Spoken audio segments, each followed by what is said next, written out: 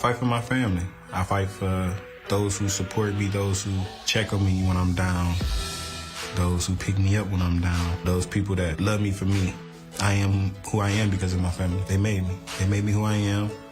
They made everything about me. My doctor pulled him out because I ended up needing a cesarean section to deliver. When she pulled him out, she said, I see why you couldn't push him out, because he was a 9-pound, 13-ounce little boy. So the stage name Big Baby is literal. I'm very confident in what I do. And I'm going to tell you what I'm going to do. I'm going to tell you that I'm going to beat you. Just keeping my head down and staying on my grind and not letting nobody get in between me and boxing is what makes me world champion.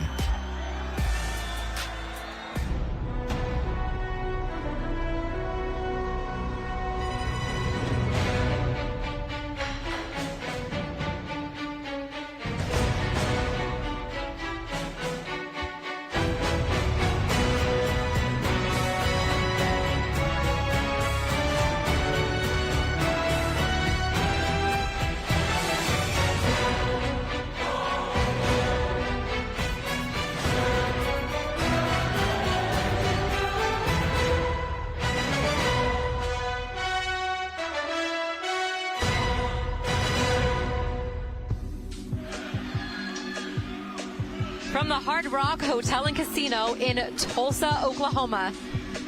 It is the heavyweight fight night. We've got a couple heavyweight fights coming to you. I mean, they've just taken over the whole day in boxing. And in fact, a lot of great fights still to come in the next 30 days in the heavyweight division. The featherweights are going to start it off before we get to heavyweight action. Bruce "Shushu" Carrington undefeated taking on Antonio Contreras, and then F.A. Ajagba taking on Kossobutskiy. And our main event, once again, back-to-back main events for Jared Anderson. He's taking on Andriy Rudenko.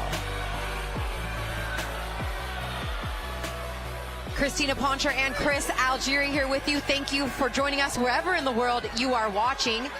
There's some action in the ring right now. We will get to that momentarily, but Chris, let me first ask you, nearly back-to-back fights here, back-to-back months for Jared Anderson, 15-0 and 14 KOs, coming off that win to Charles Martin. His toughest fight to date. Your thoughts on the claims of him being the next great American heavyweight? I mean, I see it. I think he still has a lot more development to go. He's 23 years old. His last fight against Charles Martin, a former world champion, southpaw, and puncher. I think he was getting a lot of undue disrespect after that fight.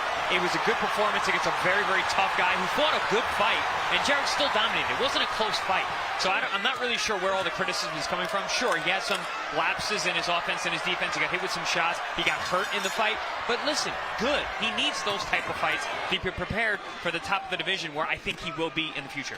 And not to mention a last-minute opponent switch as well, as he was preparing to fight Kossobutskiy, who's on this card, and then gets switched to an even maybe arguably tougher opponent in Charles Martin. So more on Jared Anderson. Here's a piece of a clip by Top Rank that was so well done. Some conversation between Roy Jones Jr. and Jared Anderson. Take a listen.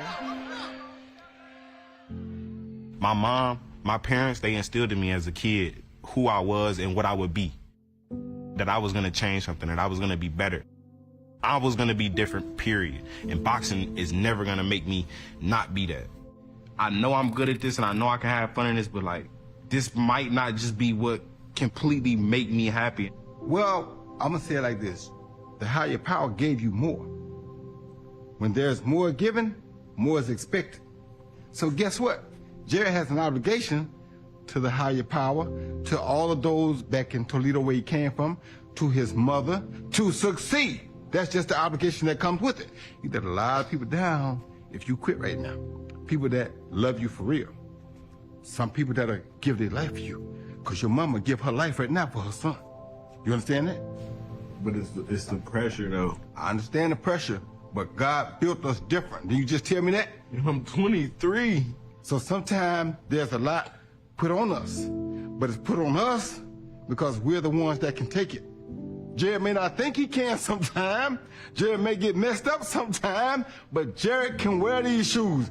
That's why Jared has it. You understand me? But Jared ain't asked for it. Too bad. Jared has a destiny that Jared can't run from. And Jared ain't no coward. I already know that. Right?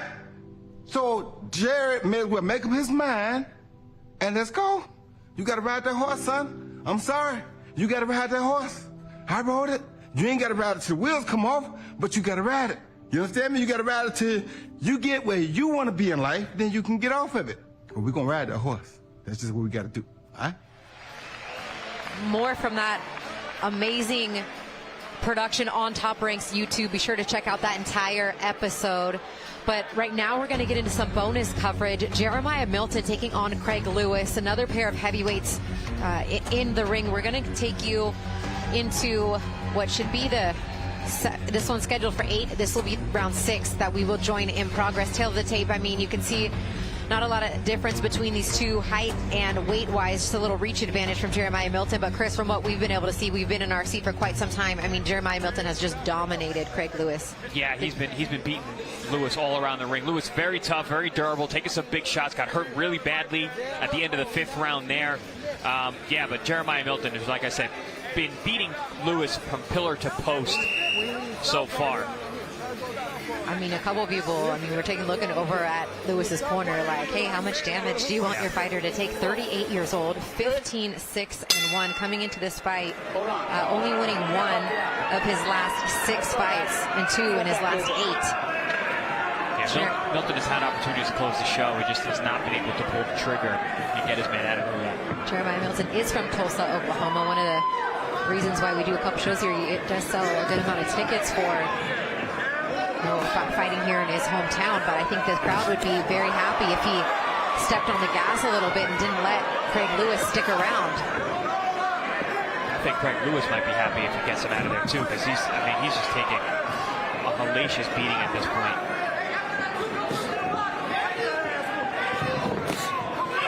There's a left and a right hand down to the body. Seems to get some kudos from his corner as they thank him for at least throwing the shots that they've been asking for, but he's taken the majority of the shots, especially to the head. Yeah, he's a durable guy. He's shown a good chin. He's only been stopped once in his 6 losses, but I mean, I don't know how much you really need to see here. He's really getting rocked with some of these big shots upstairs. I mean, and right through the front door too. Yeah, I mean, he doesn't have much defense. He's been able to hit Milton with some shots, especially with that 2 down to the body, some of those jabs up front, but I haven't given him a round yet. We spoke about Jared Anderson coming up in our main event. Our co-main event will feature another pair of heavyweights, F.A. Ajagba taking on Kossobutskiy, which could shake out to be an entertaining fight, depending on what style we see F.A. Ajagba fight. We've seen him, box and just fight Stephen Shaw with the jab pretty much the whole fight. And obviously the fight against Martin didn't go the way that he had, or Frank Sanchez, excuse me, the way that he had planned, so. Yeah, Ajagba he's shown to be a right-handed destroyer or just a pure long jabber. Yep. So we're not really sure which one we're going to see tonight. Oh, there's a big right hand there from Milton that lands. The only reason this fight's still going on is because Milton has no idea how to cut off the ring. If he just took a step to his right, Lewis would not have an escape route. Again, he's just following him around the ring, hitting him with 1 punch at a time. If he landed that right, then stepped to his right as well, Lewis would not have an escape and be able to put on the punishment and probably get his man out of it. He also has done the majority of his work up top. He has really yet to hit Lewis with a clean body shot to even kind of stop him from continuing to circle around the outside of the ring. Yeah, but look, he's just following him. He's letting him go. Like I said, pillar to post. That was actually pretty literal. He's going from one corner of the ring to the other, allowing Lewis to walk it off.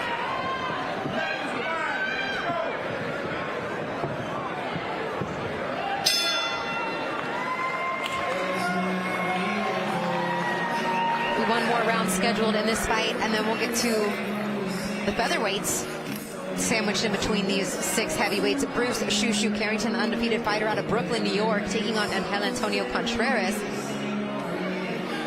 Shushu, one of the top prospects that they signed coming out of that Olympic class, and although he's one of the elder statesmen at 26 years old from that class, I mean, he definitely has held his own as a professional. I called his pro debut on the Fury Wilder 3 undercard, and he impressed me from the opening fight. He just already had a pro style once he did turn pro, and he's grown and become a pretty nice all-around fighter, I would say. Yeah, he's progressing really nicely. He's actually turning into a really good TV fighter. It's very exciting to watch. You know, late round stoppage his last fight, showing a little bit of late power, which is great for TV. So yeah, no, I'm very high on Shushu. He's been looking fantastic and progressing each and every fight.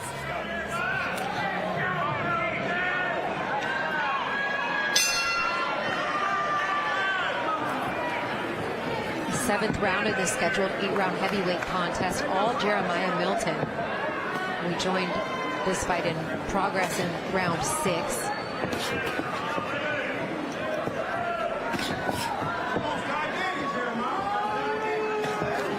Double jab lands there for Milton.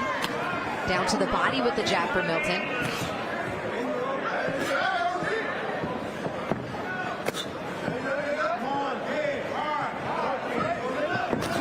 Walked right into that left hand.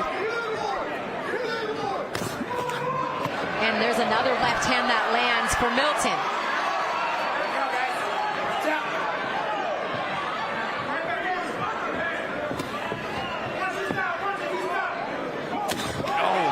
Took lands from Milton upstairs. A lead hook there. There's a right hand.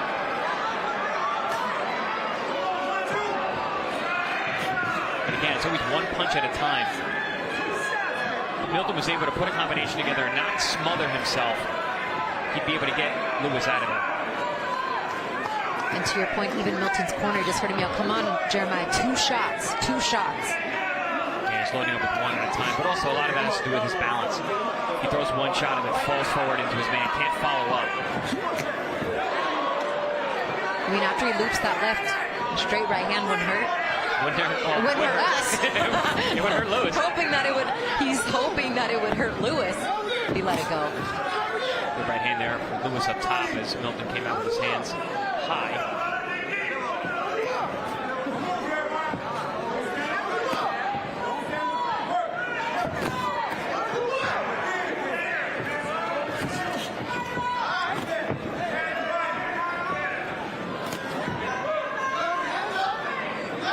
Both fighters just kind of pawing with that lead jab.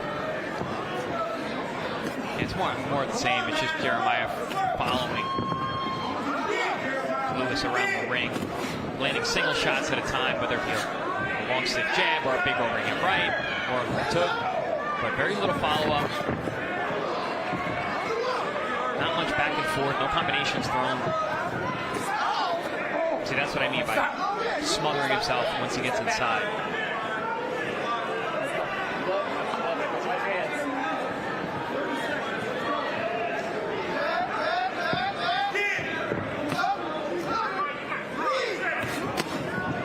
Shot there from Jeremiah, cuts off Lewis as he moves out.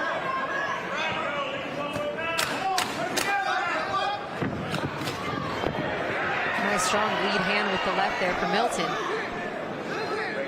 Work out there, guys. Stop! As we head to the 8th round.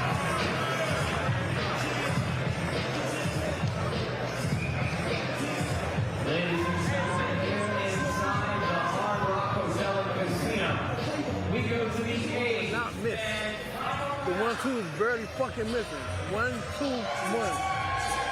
And give me the overhand. You had it twice that round. It's the last round. Be smart, but go for it. Overhand right, throw the hook. You can land it. Look at him, he's tired too. He ain't fresh. Last round, pick it up.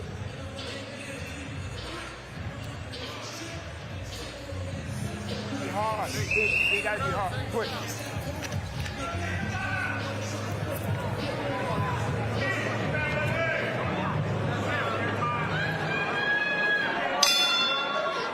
Here's a look at Jared Anderson in the locker room.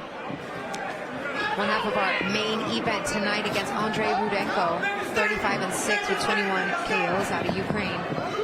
That one's scheduled for 10 rounds in our main event. Right now, some bonus coverage. Jeremiah Milton taking on Craig Lewis. Oh, nice right hand connects there. Sends Lewis almost into our laps as my partner smartly moves his chair back just in case. Jeremiah Milton looking to get the stoppage here in front of his hometown crowd of Toledo, Ohio. Excuse me, Tulsa, Oklahoma. Toledo's where we were last time with Jeremiah. The mouthpiece has came out of the mouth of Craig Lewis. Crowd booing. Hometown crowd here in Tulsa for Milton knows what that means when he spits out his mouthpiece. Lewis is very rocked right now. The corner is definitely wasting some time here. Taking their time, for sure. Taking their time, yeah. And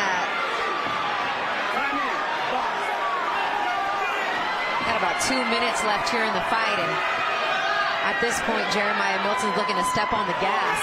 The corner of Lewis yelling, "Stay alive." Oh. Left hand connects for Milton. Choppy right hand. Honestly, the way round 5 ended, I'm surprised we're still here in the 8th, because Lewis was in a ton of trouble then. Now,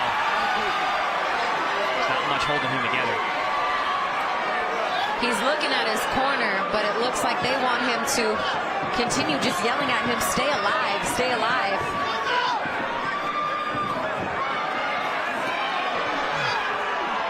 Jeremiah Milton smothering his shots a bit like you talked about, Chris, not able to give himself some space here. Yeah, he's trying to push off. He's trying to push off on Lewis, but he's still leaning forward, very heavy over his toes. So he's not finding the balance to be able to stand his ground and let his hands go. Lewis just mouth open, just completely gassed at this point. I mean, these are big boys, and we are late in the 8th round of a fight where Lewis is taking a lot of punishment.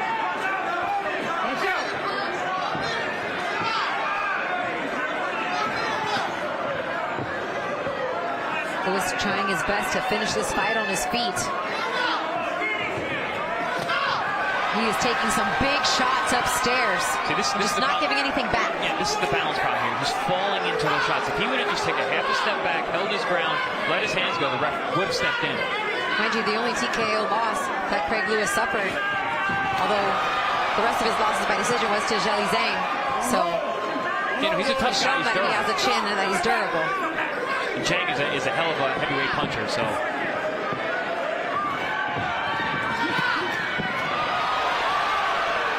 Milton just tapping him with these shots. No.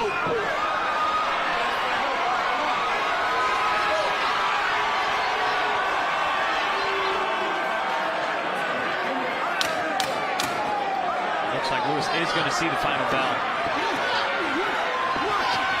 Oh my gosh, another big shot from Milton, and he's going to hold to the bell. That is it.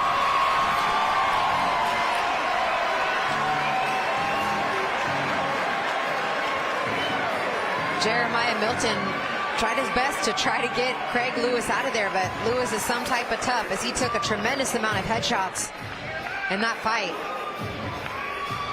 In respect to our own safety, I'm happy that fight finally ended, because every time they came close to us, I was like, oh, here we go. Yeah, I just had one of our crew guys hand us some wet naps and paper towels as some of that sweat and blood was coming in this direction. Thankfully, it wasn't a over 200-pound man falling in our lap. I'll take sweat over a human body falling on me any day. This one will go to the scorecards. Jeremiah Milton looking to remain undefeated, likely will. 10-0 as a pro right now with 7 KOs. Tony Holden is co-promoter there, talking to him on the ropes. Mike Leonardi.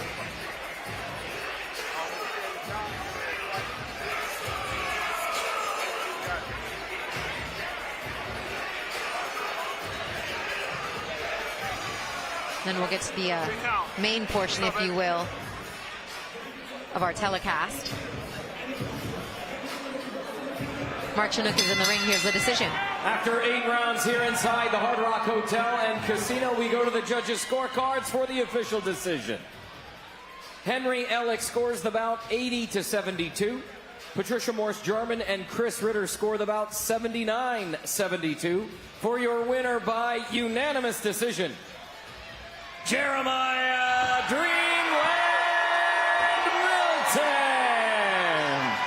And and still undefeated. Jeremiah Milton wins tonight by unanimous decision, now 11-0 as a professional with 7 KOs, sweeping every round on one of the judges' scorecards and 79-72 on the other 2 scorecards. He's got some improvement, though, to do if he wants to be considered a contender in this very tough heavyweight division as the landscape stands right now. A lot of improvement in a number of avenues. I mean, he's got a long way to go, but he only has 11 fights. Yeah, 29 years old, though. Yeah. So he turned pro late. Not many adjustments made in the 8 rounds tonight, though.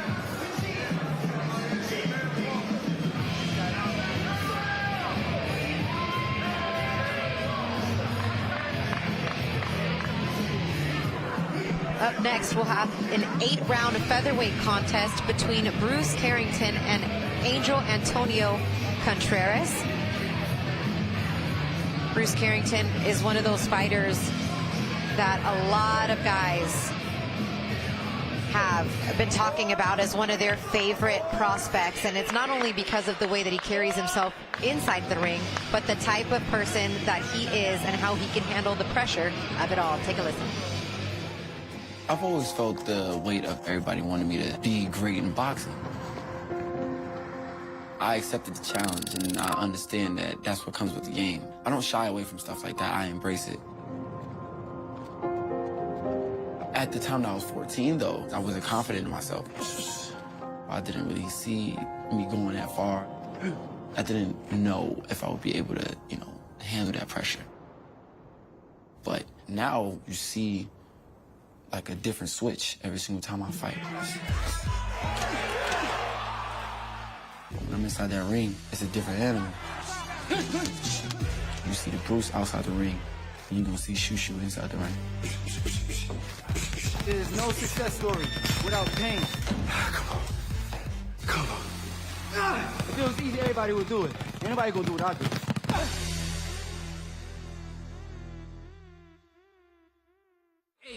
126. So look at the footage from the weigh-ins yesterday. There's Contreras, and there is Carrington.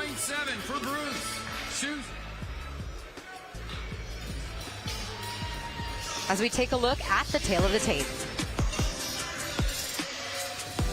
Here we see both guys similar in height, 1-inch height advantage for Bruce Carrington there, a couple years younger, weight obviously the same. But there's a 2.5-inch reach advantage for Bruce Carrington. Definitely going to help him as he is the boxer-puncher in this matchup. But Contreras is tough. Got 21 professional fights in his career. That's a big step up in terms of experience. And experience is one of those things that you can't buy. You got to earn it. And Contreras has that. So let's see how Bruce can deal with that.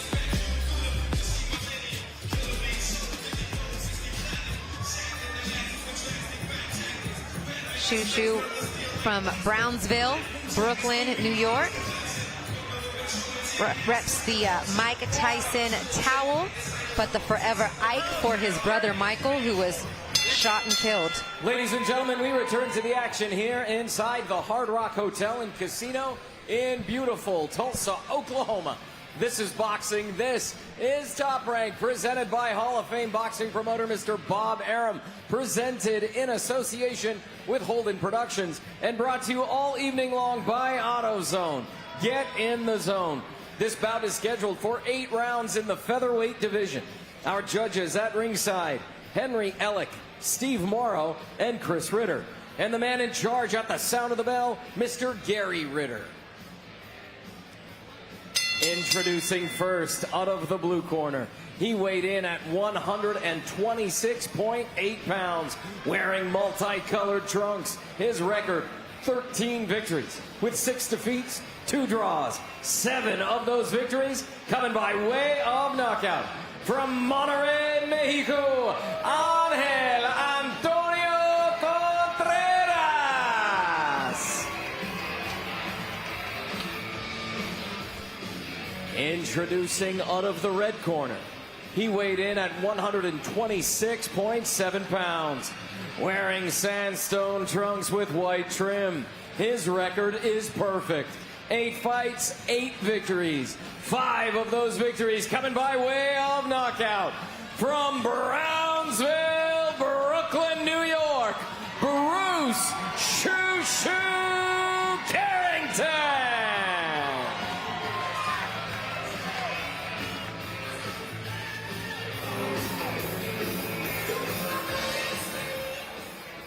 Okay, gentlemen, 8 rounds. You got your instructions there. Give us a spirited, clean fight. Protect yourself at all times. Follow my instructions. There's the foul line. There's the foul line. Touch your gloves. Go at the bell. I have a feeling the referees are making that foul line very clear tonight if they were watching Usyk Dubois. They're supposed to every time. They do usually say it. Yeah, I'm not sure why that didn't happen in that fight, but we are speaking of the Usyk Dubois fight, of course. Like blow heard around the world. Yes, exactly. Christina Poncher and Chris Algieri here with you. Thank you for joining us. It's 8-rounder in the featherweight division. Shoo-Shoo Carrington with the tan-colored trunks. Contreras with the multicolored rhinestone trunks. Triple jab there for Contreras. Yeah, I mentioned that experience of Contreras. Also trains out of Monterrey, Mexico. Plenty of sparring out there. So gotta expect him to be in fantastic condition tonight. Yeah, Contreras coming off a loss to Brandon Valdez in his last fight by unanimous decision, went all 10 rounds. He's been 2-2 in his last 4, but it's still a tough out. Most of his losses, albeit one, has come out of by TKO. Contreras letting his hands go, quick hands, landed a good right hand on the end of a combination there. There you see that slickness from Carrington, staying low, rolling those shoulders. There it is again. Good job catching that left hand on his right glove as well did Carrington, as he also prides himself on defense. Contreras flashing some fast hands and good combinations thus far. Absolutely.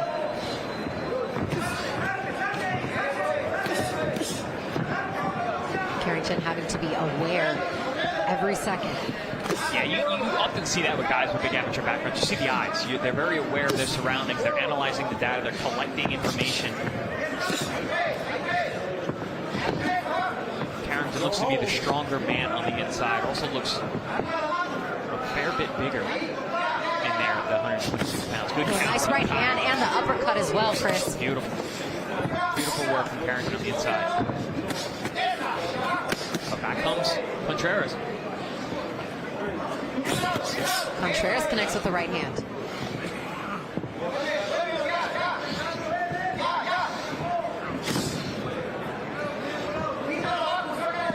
Contreras, a 7-year pro, veteran at 126 pounds, 29 years old. And as Chris mentioned, a lot more experience as a pro than Shoo-Shoo Carrington. Chopping right hand there. Very good right hand from Contreras.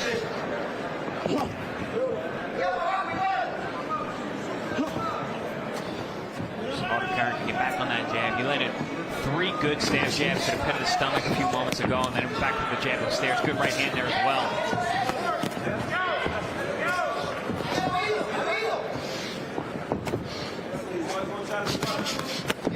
Nice job catching and shooting on that combination there. Blocked a lot of those shots and then came back with a flurry of his own.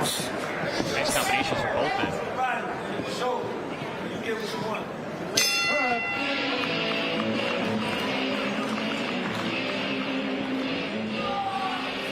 Listening into the corner of Shoo-Shoo Carrington, Kay Karoma, his team lead trainer. Trying to close the gap on you, so you can't get the counters. Now, don't swear up when you're trying to get counters. They don't understand that hand. Then you get what you want, especially that right hand. Okay? But get low a little bit because right, he's getting low. Ni haciendo nada. Hay que bajar para defender. ¿Entendido? Abre. Respira profundo y suelta el aire. ¿Sí? ¿Pega o no pega?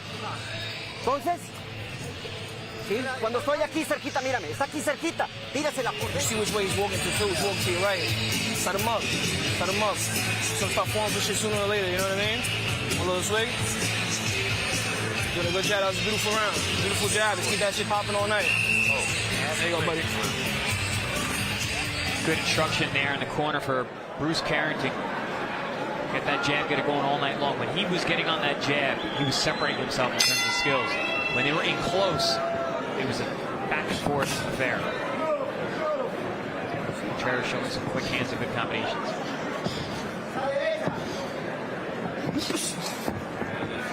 Carrington training out of Las Vegas, Nevada. Some great work at DLX. His main sparring partners for this training camp have been Luis Alberto Lopez and Robesi Ramirez. I mean, if you talk about two world champions in your weight class and you're sharpening your tools against those guys, doesn't get too much better than that. Yeah, that's world-class work against two very tough, streaking young champions.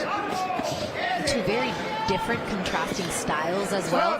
Those two guys might end up facing off against each other in a unification fight, Venado Lopez and Robesi Ramirez in the future. Should Venado come away with the win against Joet Gonzalez September 15th, I believe. Yeah, I would put money that we're going to see that matchup down the line. A little shift here from Carrington. He's controlling the center of the ring more, trying to keep more distance, not allowing Contreras to walk in the front door and throw combinations like that. The more this is a boxing match, the more it's going to benefit Carrington. Good body work on the inside. And then finishes up top with the right hand. Oh, nice uppercut got in there for Contreras. Yeah, Contreras is tricky on the inside. You got to be careful. This is what I mean. Bruce needs to get on that outside with that jab. It's still early. He doesn't need to be in exchanges like this right away. You got 8 rounds. Got plenty of time to work. Yeah, when he's just kind of standing there and just like posturing for a moment and pausing, I kind of baffles me a little bit with why he would stand in there and do that. Contreras has quick hands. I think we're seeing that. He's got quick hands. Lets him go. He's in good shape.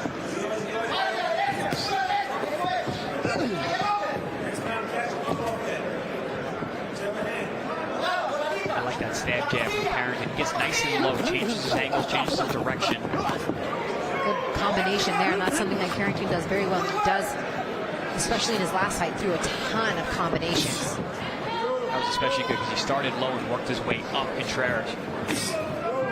Contreras moving around the outside. He too has thrown a lot of combinations in this fight. He's been very busy, very active.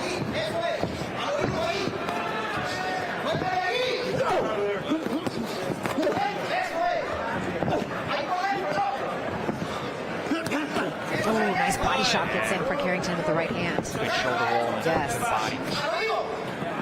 Double jab right hand lands for Contreras.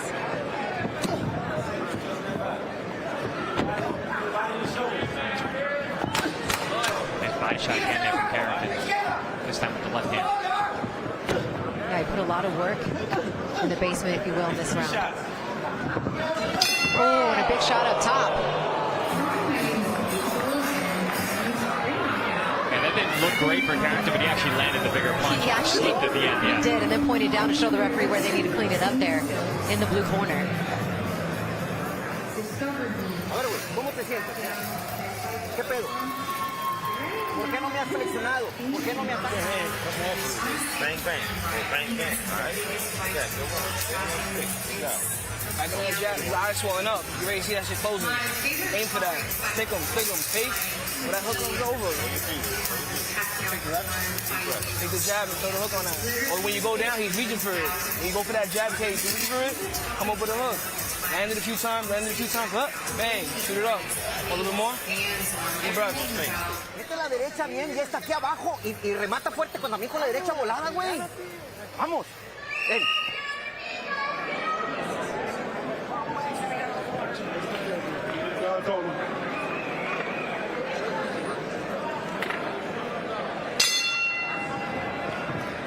Round 3 in this scheduled 8-round featherweight contest. Christina Pontra and Chris Algieri. Contreras starts the round with the jab. He's done a good job doubling, even tripling it up at times. He just doesn't let the right hand go, something that his corner called for in between the last round and this round. So you gotta let that right hand go. Contreras is doing a good job of bringing his hands back to home. Doesn't need a lot of openings. Fights out of that high guard. And like I said, he does have quick hands that throws a combination.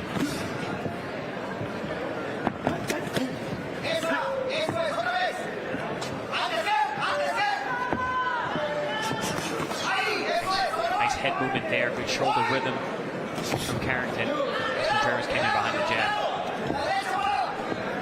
Yeah, this distance here, that middle distance to the outside, is where Bruce is really separating his skills.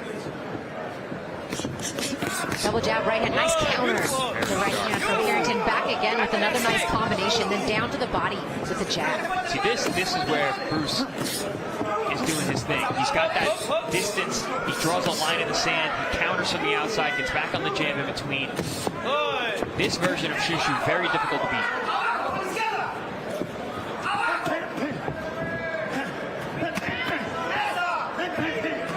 Contreras, being the blue-collar worker that he is, coming forward, letting those hands go, but Carrington picking most of that stuff off with the gloves and the elbows. Also, not a lot of pop on Contreras. Yeah, sometimes Contreras doesn't really get those gloves turned all the way over with some of those shots. And maybe that's brought Carrington some more confidence in standing in there, trying to catch and shoot with some of these shots. Counters.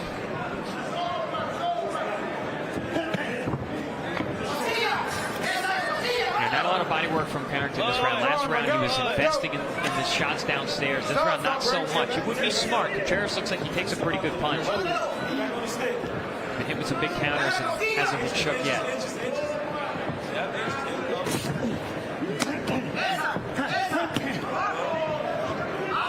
And although from where we're sitting, we're able to see a lot of these shots that are blocked by Carrington, depending on where you're sitting, where your judge is. I mean, him standing in there just taking these shots without taking that step back doesn't always have the best look for the judges. And he's covering up well, but yeah, to your point, sometimes the judges like the volume, they like the guy who's being busy. The good thing is that Bruce is actually firing as well. He's not getting outworked.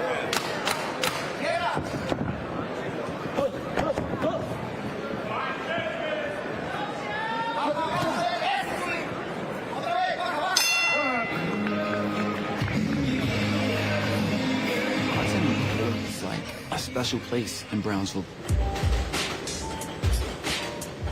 Brownsville is a neighborhood in Brooklyn, a neighborhood. For us to produce 7 world champions, Albany Davis is our first world champion. Daniel Jacobs, Shannon Briggs, Zab Judah, Eddie Mustafa Muhammad, Riddick Bowe, Mike Tyson. Like, it's something in the water at this point. That's when Mike Tyson was going crazy in the crowd when you knocked it out. I remember, I was there. I was right there. I've always was like a boxer puncher, aggressive boxer puncher, trying to get you out of there. That's just me coming up from Brownsville, to be honest. Me coming up from Brownsville, I always had that type of aggression. I just want to be able to be, you know, number 8 on the list of Brownsville champions.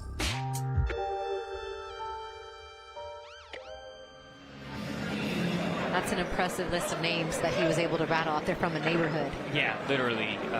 There's not a lot of world champions from New York in general, especially lately, and the majority of them come from Brownsville.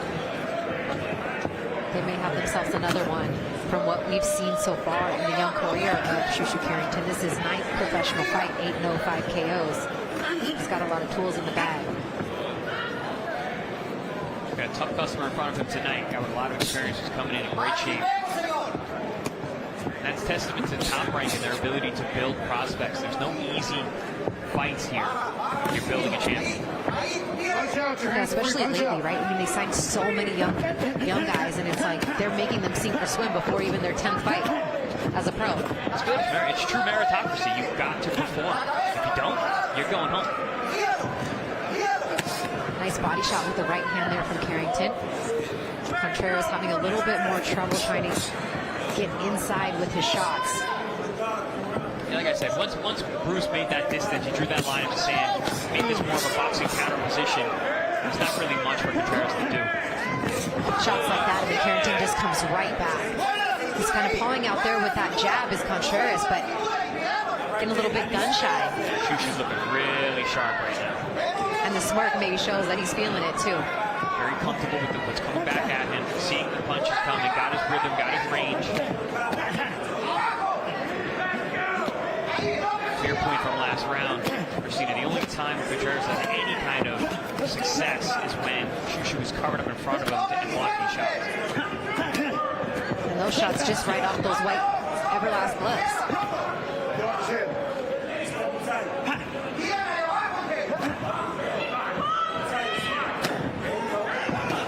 Love that stab jab, and then afterwards feinted right left hook upstairs. Great way to set that up. That was a nice right hand. Yeah, around the gloves and the body.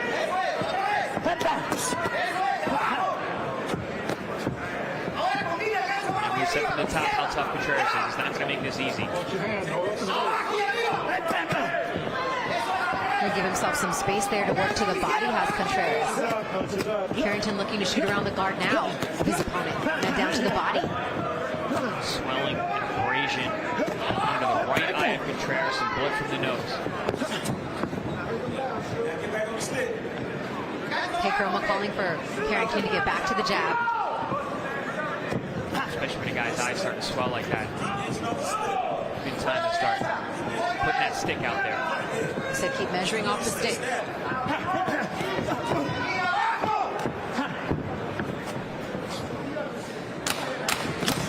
Down to the body with the jab.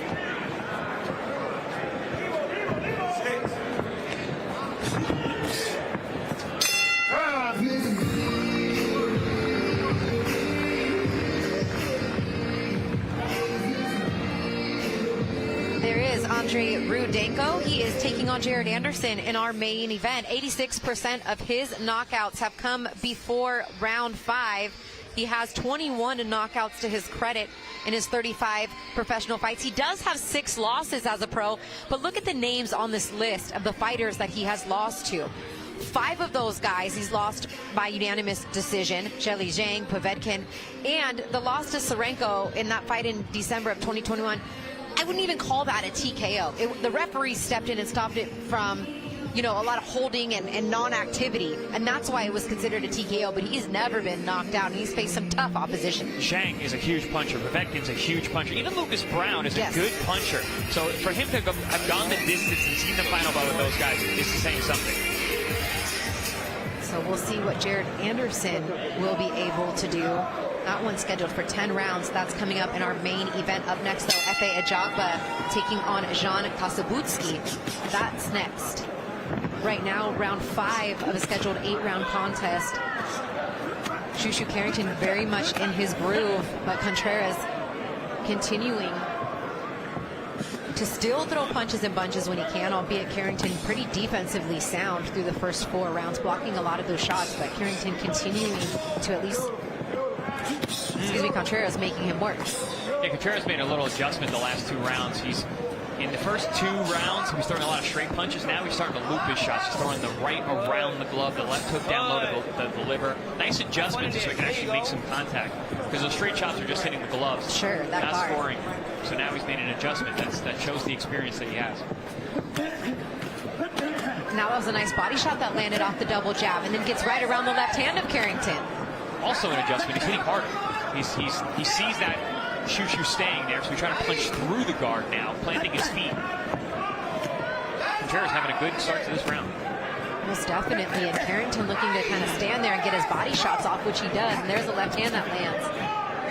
And Contreras had a really nice left hook to the body. In one of those exchanges. There it is again. And then right back to the body comes Carrington, but still scoring shots on that exchange from Contreras. Yeah, this is where the busyness can get you in trouble. Ooh, nice right hand there from Carrington.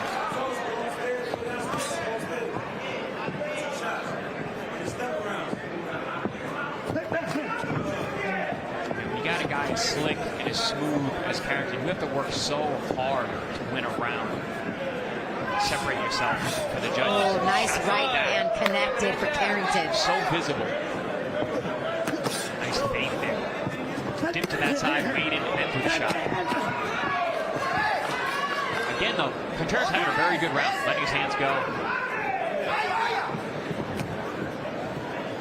With that right to the rib. With that right to the rib.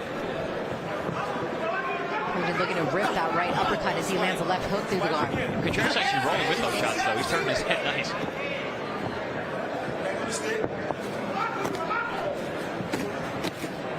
Contreras is waiting too much now. Can't allow a guy like Rudenko. It's harder to set up. Just got to be busy just like that. Yep, he landed the left hand to the body in the first part of that exchange, too. Yeah, I said from the top, Carrington looked like the bigger, stronger guy on the inside. That's been proven to be very true.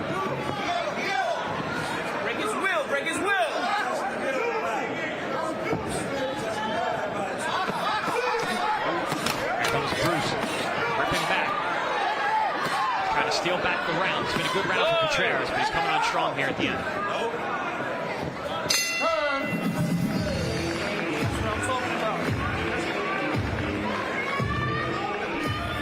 Twisting it into the Carrington corner. Although Kate Roma talks so down quietly. Here came he's on the Surprise, baby. Swing.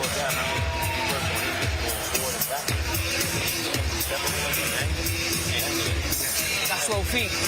When you turn them, looking for you. Okay, so now start turning and stop it. And then watch me step off. And then you follow. Okay, so Like right with that logo. yeah, like right there. So keep inching like you inching. When you inching up, it backs him up. Alright, and then I take you off that, alright? Come on. Good job. Dang. Y'all got me, man, finally. Go, guys. Okay.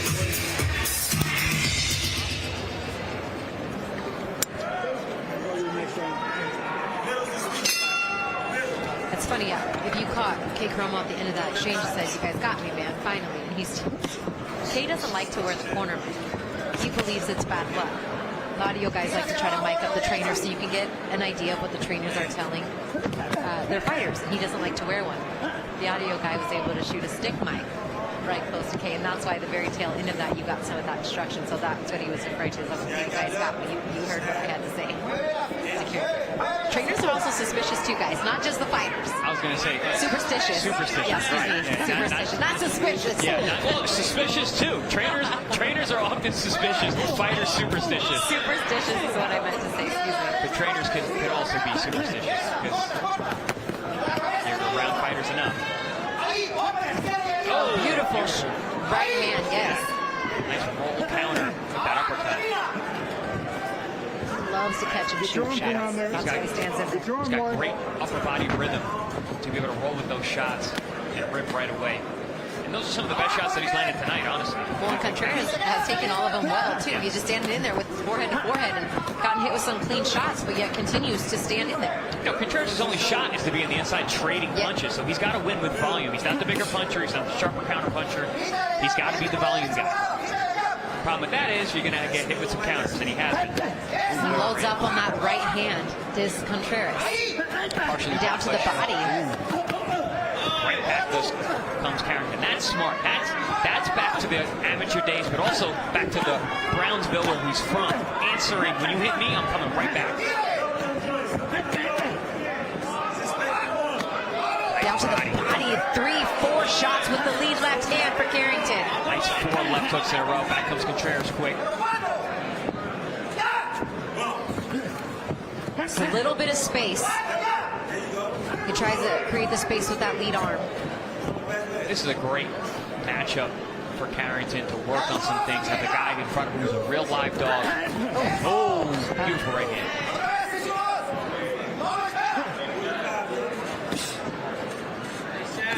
At this distance, Contreras has nothing for Carrington. That jab, when he gets set, you can see the body language of where Bruce is right now. Very difficult to deal with him. He's here. He's got great eyes, counters. He's got a good sharp jab.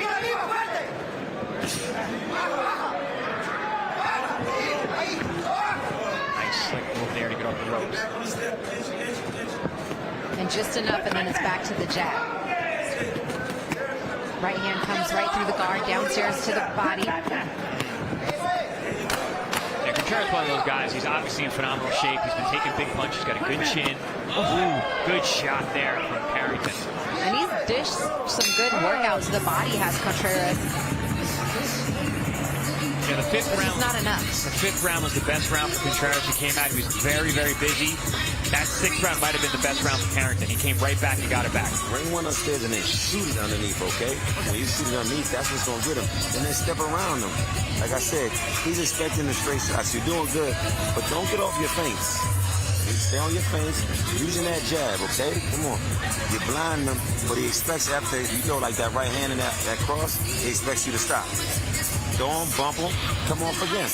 All right, that's 2 things you can do. All right, deep breath. You're doing great. All right, stay relaxed, man. Come on.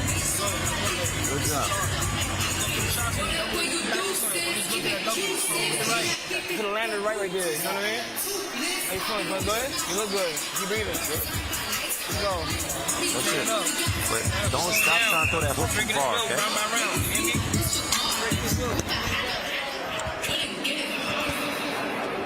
Good instruction there from Kate Roma.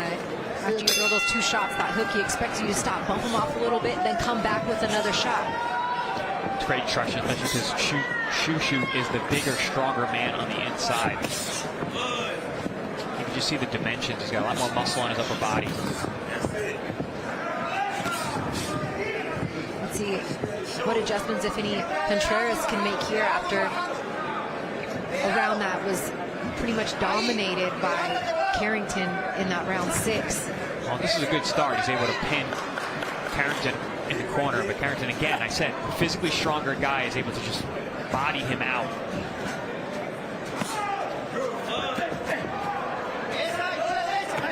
Contreras putting in the pressure, though. Good combination there.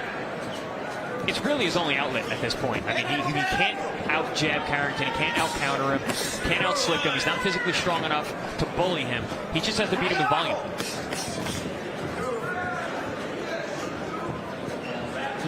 Carrington down on the body with the left hand. Contreras, very durable, in good condition, has quick hands. But outgunned, outskilled. Ooh, nice counter.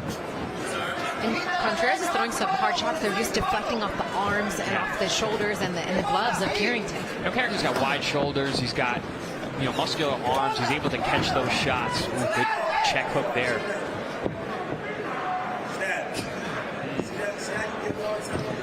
And that feint is something that Kate Roma also told him to do. Don't forget about your feint. Yeah, Bruce actually came out feinting well in the first round. I was impressed with that. A lot of young fighters forget about feinting.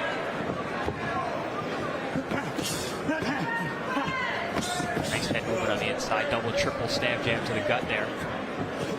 And that's, yeah, see, I talked about that stab jab setting up that hook upstairs. He's been doing that all night long.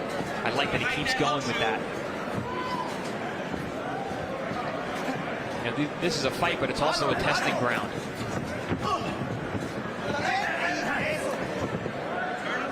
Here's where Contreras has his best success whenever he's able to keep Carrington back up against the ropes, and Carrington shoots off a right hand there.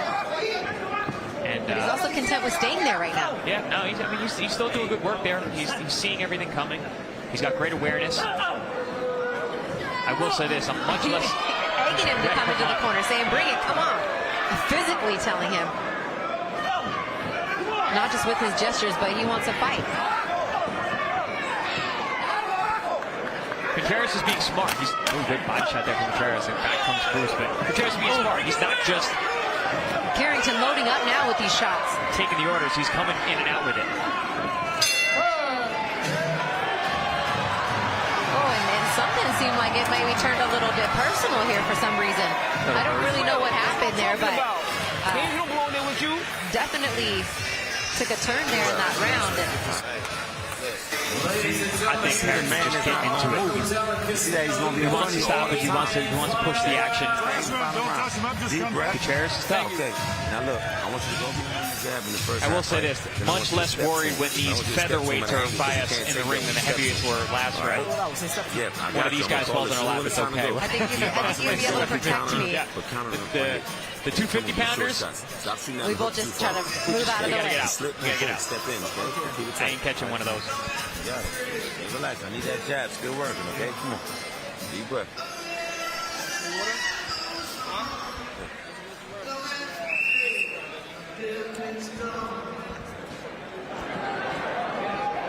That's that Brownsville coming out, though, maybe a little bit. Yeah, absolutely. Digging deep. Going back to the hood. This is the 8th and final round. The neighborhood go back and forth with some foot feints, and Carrington looking to maybe try to get him out of there in this round, but Contreras is like, not so fast. One thing about Contreras, I mean, he hasn't really slowed down. And we've been speaking about his conditioning. I said he's from Monterrey, Mexico, which is elevation and a lot of great sparring. He's definitely in phenomenal shape. You can tell that just by the way he's been able to take the punches tonight, but also his output. He hasn't slowed down. We're in the 8th round. Oh, nice left hand connects there for Carrington. Yeah, Bruce is really trying to put the hurt on Contreras in this round. It almost seems like Carrington's like, oh wow, it's the 8th round? I want to get this guy out of here. That was a good body shot right there from Contreras, lands, and then Carrington comes right back with the left hand.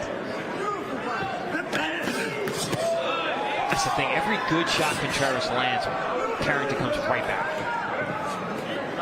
It's very hard to get any momentum. Yeah, that's a good point. It doesn't even seem like Contreras has been able to get in much of a rhythm in this fight. I mean, he's thrown some good shots. There was a good round there in round 5. He's gotten a couple combinations off, but it's just it's been trying to figure out the puzzle all night long. Yeah, you know, he hasn't been able to build anything.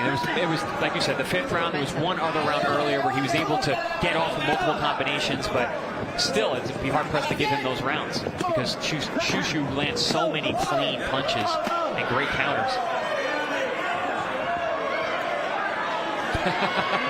And there's Contreras saying, okay, I'll call you in. You call me in, I call you in. Yeah, you want to come to my body?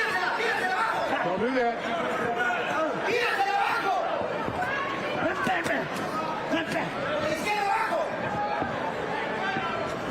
Yeah, the difference is the power. A minute left. Contreras does have some hand speed. He can contend with the combinations and the volume, but the power differential is the major difference when these guys trade. This is the second scheduled 3rd for Carrington, but the second time he has reached the 8th round as a pro. He did go the distance in his last fight, or knocked him out right at the end in that 8th round. And here we are again in familiar territory from where he was in that last round, that late stoppage right at the end of the 8th round. And that was a great win because getting a stoppage over that guy was very impressive. Yeah, very, very tough guy. Gone the distance with some tough fighters. That was a really impressive showing from Carrington last time out. And again, pouring it on here in the 8th. But listen, you're going to come across guys like this. Some guys just won't go. And Carrington, I don't think, is a huge puncher. He's a good puncher, but Contreras, very, very tough guy. Yeah, it took a lot of the shots, especially to the body, and they go to the distance. And just like that, they embrace. Full 8 rounds again in the bag for Carrington as Contreras goes the full distance. And we'll take a look at a few of the highlights from this one while the judges tally up the scorecards. Yeah, I mean, Bruce did a lot of beautiful things in there. He had shown a great jab, great counters, right hands, left hooks, awesome body work throughout. His ability to respond and answer with power combinations was really impressive. Contreras, you know, really, like I said, his only method to be successful tonight was to out-volume Carrington, but Carrington answered everything immediately. He had a couple good rounds in there, but the majority of the solid, eye-catching work was from Bruce Carrington all night long.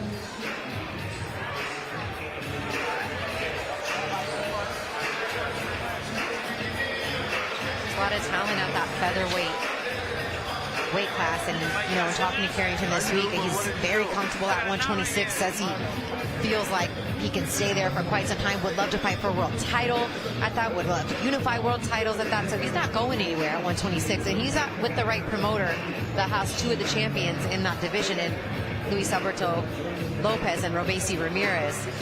So he's in a really good spot right now. And should he come away with the victory tonight, like we believe he should, Ladies and gentlemen, after 8 keep moving rounds up. here inside the Hard Rock Hotel and Casino in Tulsa, Oklahoma, we go to the judges' scorecards for the official decision. Chris Ritter scores the bout 80-72. Henry Ellick and Steve Morrow both have it 79-73. All in favor of your winner by unanimous decision, Bruce "Shoo Shoo" Carrington.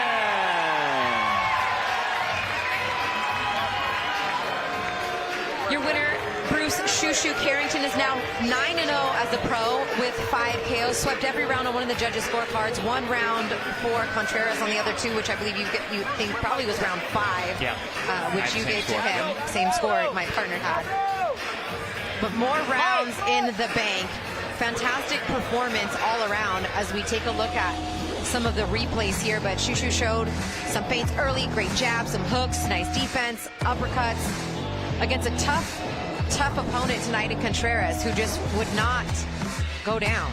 Tough, fit, and gritty opponent in Contreras. I mean, he had a great chin, good body. He was obviously in great shape. But Carrington showed the full package tonight. He is a true boxer puncher.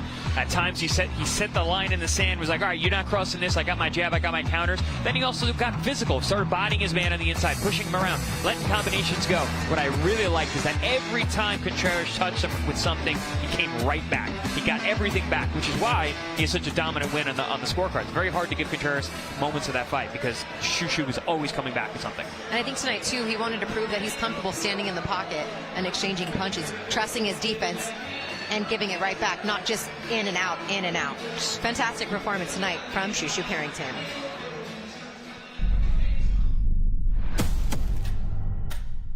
Why does it feel like I lost my way? I'm finding my way back now and I can't escape.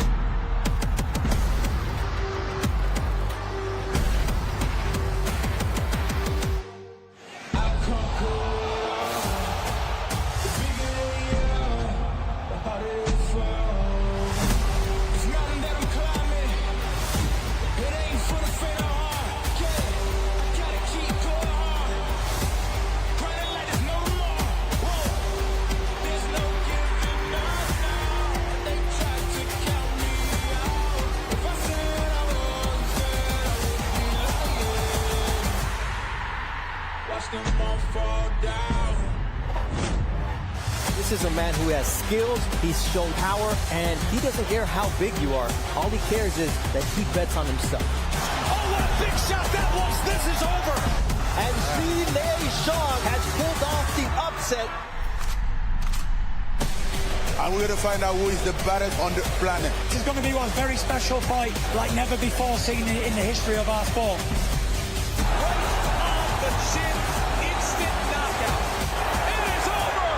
Oh, don't you just love heavyweights, folks? The bigger they are, the harder they fall.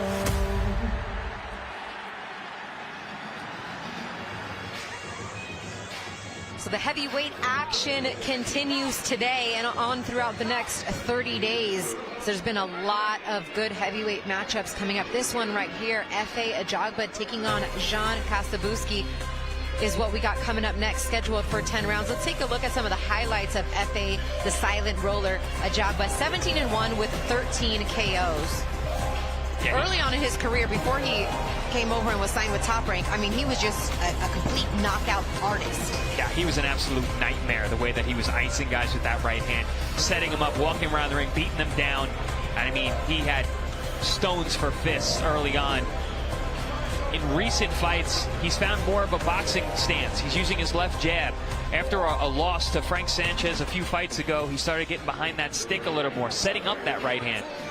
Let's see what he can do tonight with this man right here.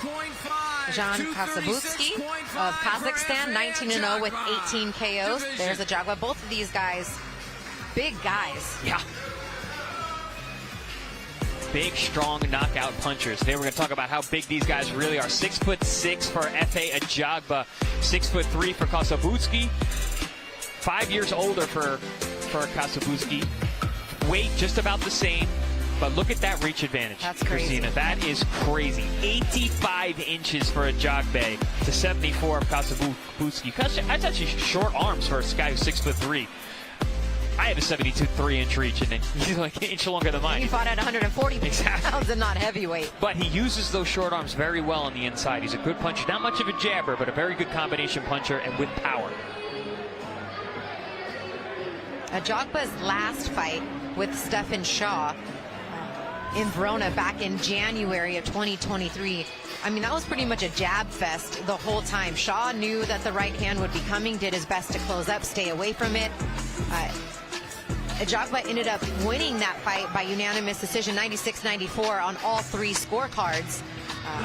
But I don't think that he was pleased with that performance. I know he wasn't. He actually told us in the fighter meetings that he could have fought better. He didn't give his full 100% effort in what was a big opportunity for him. And Shaw, no disrespect to Shaw, but you know, that wasn't a very sexy fight, if you will, for the opportunity that they were given. It was not a thrilling fight, but Shaw was fighting to counter out the power in the right hand of Ajagba. He was ready for that. He was trying to counter that as much as possible.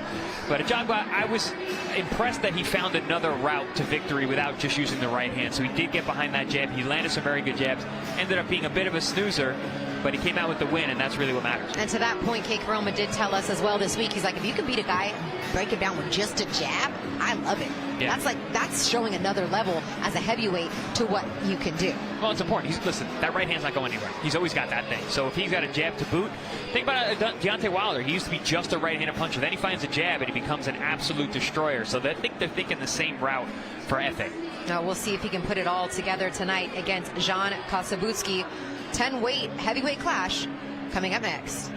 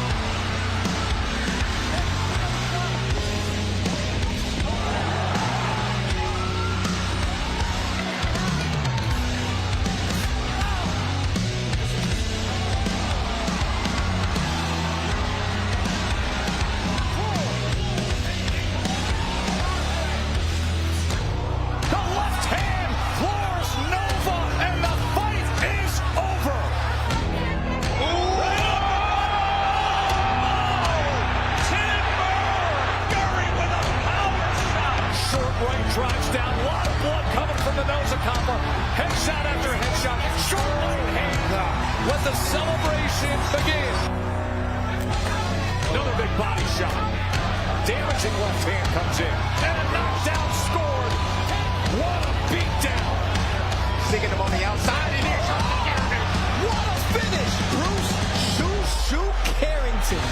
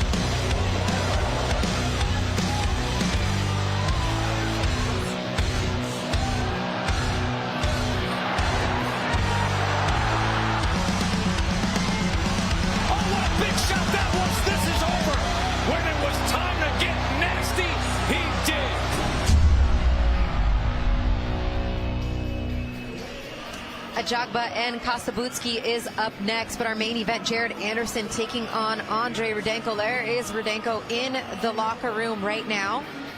A live look as He's getting ready for the main event. 35-6, one no contest, 21 KOs, 39 years old with 40 coming up in just 9 days out of Ukraine. What kind of opposition and problems, if any, does he possess against Jared Anderson tonight? Obviously a tough resume. Well, experience. Yep. Experience and durability, you know, and being physical, using his size. You know, he's a big heavyweight. He's been in there with top-notch guys. Experience goes a long way. So if he can weather the storm and the athleticism and the power punching of Jared Anderson, we could have a real fight on our hands. Jared Anderson coming off a unanimous decision victory just 56 days ago, July 1st, to Charles Martin in the fight that pretty much dominated pillar to post, albeit one round, the only round he's ever lost as a professional. He said he got a lot of haters after that fight, a lot of people not believing in him anymore, which to me sounds crazy because he still dominated against a last-minute opponent who was a former world champion and fought a lot of good opposition in his career as well. I agree with you. You're going to get tested, then you step up. Also a puncher and a southpaw. Charles Martin, you got to put some respect on that man's name. He's a former world champion. He's fought a lot of tough opposition over the years. Yeah, that was not an easy task for anyone, and I think Jared Anderson did a great job, and he learned a lot from that fight.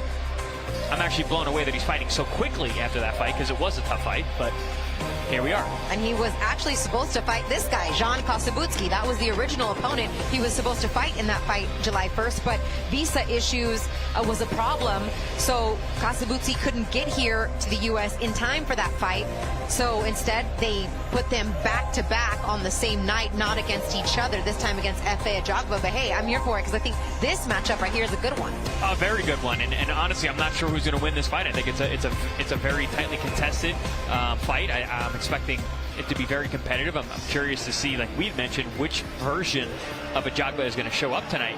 But I know what version of Kossobutskiy is going to show up. Kossobutskiy is naturally right-handed, but fights primarily out of the southpaw stance.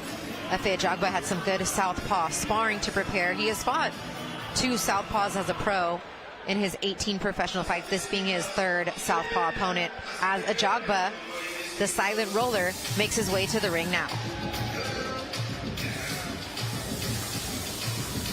Representing Ughelli, Nigeria, residing now in Houston, Texas, but training in Las Vegas.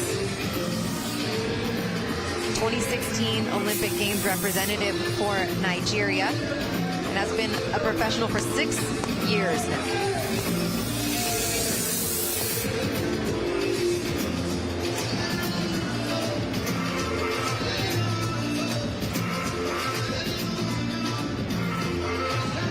That 85-inch reach blows my mind.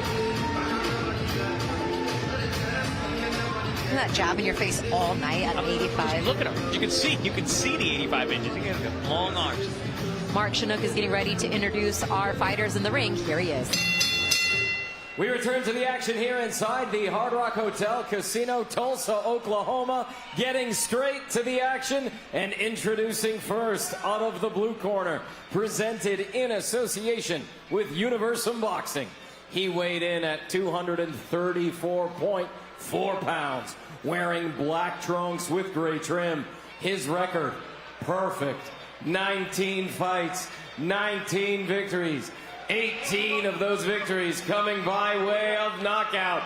He is the reigning WBC International Heavyweight Champion from Arkali, Kazakhstan, John Kossobutskiy. Introducing out of the red corner, presented in association with Antonio Leonard Promotions. He weighed in at 236.5 pounds, wearing black trunks with green and gold trim. His record, 17 victories with only 1 defeat. 13 of those victories coming by way of knockout. He represented Nigeria in the 2016 Olympics. From Ughelli, Nigeria, the silent roller, F.A. Ajagba!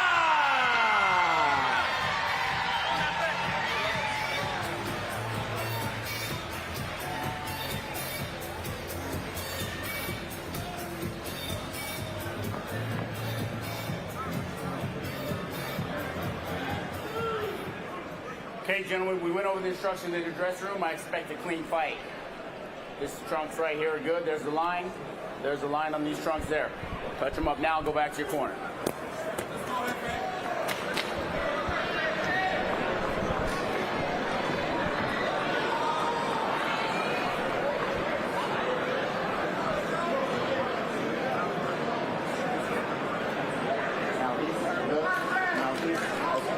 Ready? Let's go, round one. All right, Christina Poncher and Chris Algieri here with you. Shout out to our friends watching on Sky Sports in the UK and Ireland. Hope you've enjoyed a full day of heavyweight action. We got one more coming to you after this. Of course, our main event, Jared Anderson and Andriy Rudenko. But right now, F.A. Ajagba, all 6'7" of him in the ring with that incredible 85-inch reach. Jean Kossobutskiy out of Kazakhstan. These two make 34 years old. Yeah, I was going to say 6'3", although he looks taller than 6'3". Yeah, he does. Well, he fights very tall European style. John's already doing a good job of getting inside that 11-inch reach advantage that Ajagba has. Ajagba, rather. Excuse me. That's okay. Watch a lot of tape on Kossobutskiy. He is very good, very heavy hands. Not much of a jabber, you know, from the southpaw position, but he does let his hands go very nicely upstairs and down. John telling us in the fighter meetings that he'd like to try to knock F.A. Ajagba out. He heard that he hits hard and he knows that he's bigger than him, but he said, I actually like to fight taller guys. More room to work. He spent some time in training camp with Alexander Usyk back in 2018. And he's worked his way up to the top 15 in a couple of sanctioning bodies. Number 14 with the WBA, number 9 for the WBC. In fact, he comes in tonight looking to defend that WBC international heavyweight title. I like what Ajagba's doing early. He's varying up the right hand. And he's got that long reach advantage. And Kossobutskiy tends to just change levels and walk right in. So he's been throwing little short right hands, hooking them, uppercuts, all doubling up that right. There it is again, that little right hand to body. To the body of Kossobutskiy. So mixing it up well in the beginning of round number one. Kossobutskiy is very dangerous once he gets inside. He has short arms, but he uses them well. He keeps them moving upstairs and down. And looks like he has heavy hands from the videos I've watched. Kossobutskiy has won every fight except one by knockout. He has 18 knockouts in his 19 wins. Oh, good counter right hand from F.A. there. Puts Kossobutskiy on his heels. Using that jab, even just using it as a rangefinder and keeping it out there as Ajagba this entire first round. And a nice left hand got in there from Kossobutskiy. Yeah, that put F.A. on his heels. He's been able to establish that outside foot position and get off some of these shots here in round one.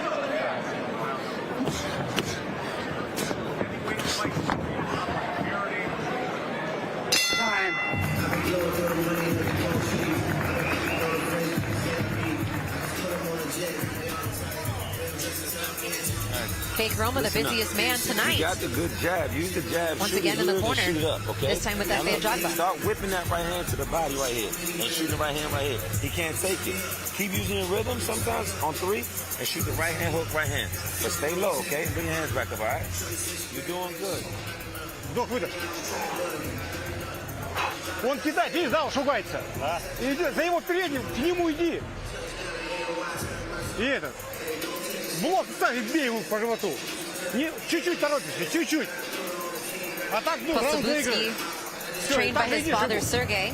His father was a former amateur boxer with about 100 amateur fights, and his grandfather, he said, was a boxer as well, more of the bare knuckle type, he said, aka fighting in the street and whatnot, but it comes from a lineage of tough guys. He said he doesn't even remember when he started. He said, for as long as I can remember, I was boxing. Boxing was around and a part of my life.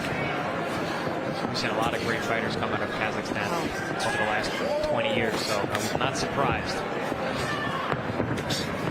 GGG, Gennady Golovkin, Janibek, Lipinets. I mean, we got Kazakhstan. I was looking at Kazakhstan active fighters, and the list was like crazy long. See, this range right here, and those kinds of punches that Ajagba was throwing. A little foot sweep there from Kossobutskiy. That is certainly not allowed. Kossobutskiy now just steps into the orthodox stance.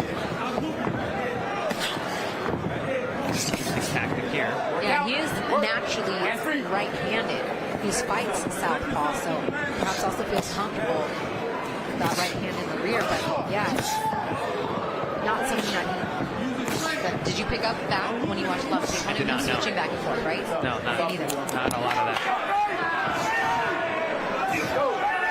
FA down to the body with the jab, then hooks around with the right hand. Down to the body with the left is Kossobutskiy trying to shoot that right hand up top. That's a good right hook from Kossobutskiy. Caught Ajagba as he was tall, pulling out. When he gets inside, he's very dangerous. You got to protect yourself at all times. As Kossobutskiy looks to his corner, perhaps felt like he got hit with a low blow. I don't think any of those shots have been low. I mean, he's been putting them on the belt line. It's actually a smart move from Ajagba to touch him downstairs to get that jab. Keeps him at a distance. Work out! Work out! Obviously, with the 11-inch reach advantage, the longer range this fight is fought at, the better it is for FA. Right hand downstairs. Kossobutskiy misses as Ajagba almost looks to wrestle him down as he was off balance, falling to the ground there. So a little bit of a messy fight here to start. And that looked a dangerous situation for their legs, the way they went down. You see the two box there. Watch the neck. Yeah, it was very. Don't hold.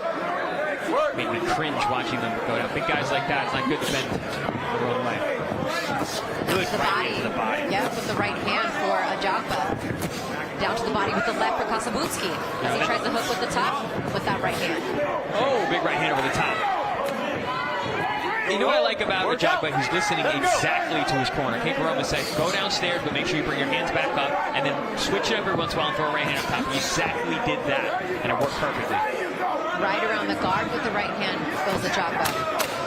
Yeah, impressed with the variation from Ajagba tonight.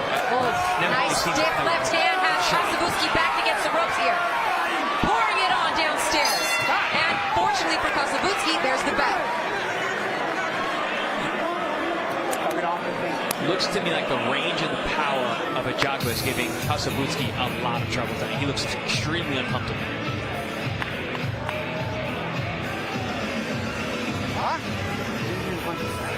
Я понял, просто туда подвигайся. Я понял, Шибу, у него тоже кончился, Шибу. Просто посбрасывай руки, Шибу. Просто руки посбрасывай. Походи. Deep breaths in the corner for Jean Kossobutskiy. Он тоже устал, Шибу. Просто позащищай.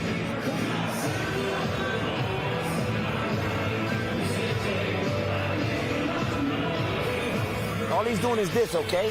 When he does that, shoot at the guard, and always gonna come around. Watch the line, okay? Both you guys. Keep it clean. Be clean.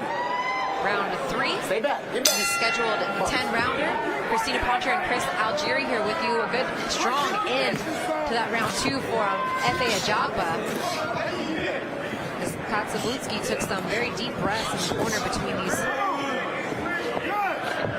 Kossobutskiy does not like the body shots. You could tell. And he's cringing right there. I don't know if a shot got in that he didn't like, but he actually raised his knee up right there. And then a shot on the break to F.A. Ajagba as the referee was trying to break them up, and F.A. is hurt from that. Is that a shoulder? I'm trying to, low blow? It wasn't a low. It didn't look like a low shot. That was a shot right there with the left hand underneath the belt of F.A. Ajagba. Yeah, that was a vicious end and a push at the end. Very low blow.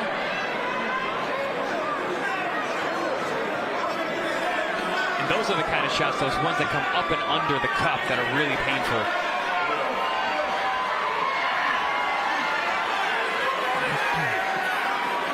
I'm not sure you really want to make a 6 6'6", 235-pound guy that much more mad with shots like that. Well, I think John was saying, just trying to say that Ajagba was hitting him low and he was retaliating. Keep it clean, okay? In the corner. In the corner. All right? Do not retaliate, all right? I took care of it, all right? The good thing about boxing is, if you're offended by someone, you can punch them in the face.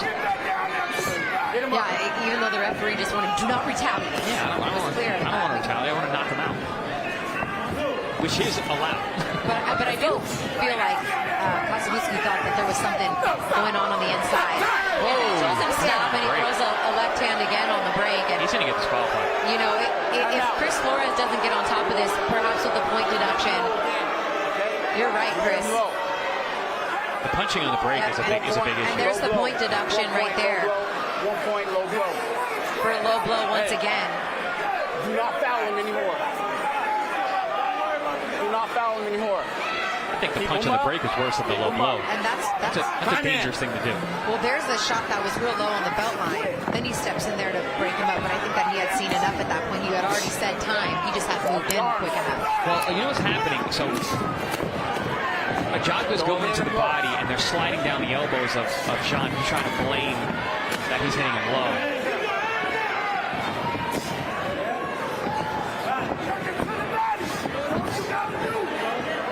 Ultimately, though, Ajagba is fighting a very smart fight. Staying long, hitting the body low. Using his jab. Burying his right hand. And I'm not sure Kossobutskiy wants to just stand there and serve his head up on a platter. Why just stop in the middle of a round? I'm not really sure what's happening right now, Chris. He's now getting a warning. Coming off the arm. He's saying it's hitting him low, sliding off the arms. Good call by the ref. I don't think that was blatant or retaliation. So taking the Okay, I see there. His back was completely turned to us, so I didn't see that right hand that grazed, like you said, slid off the forearm. Well, it's the way that Kossobutskiy's trying to block a straight punch. He's bending over at the waist. It's going to slide down the elbow just because of the angle. Work out, guys. Work out.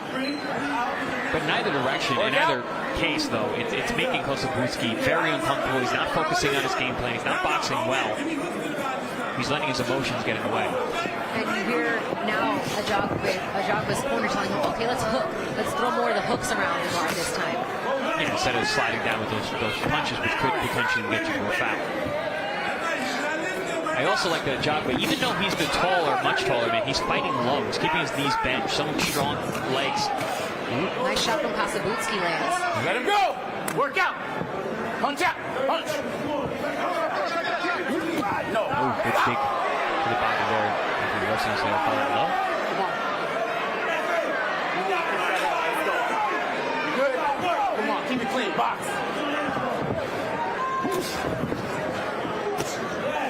Strong jab there from Ajagba as he tries to shoot around the guard of Kossobutskiy.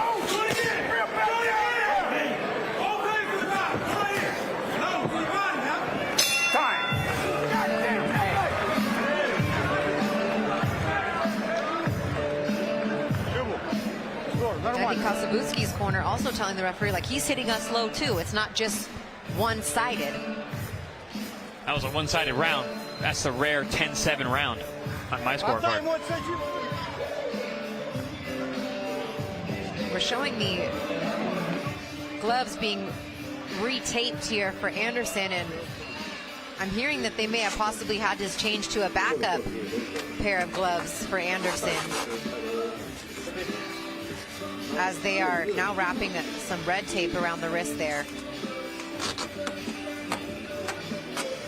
Maybe something sticking out of the glove.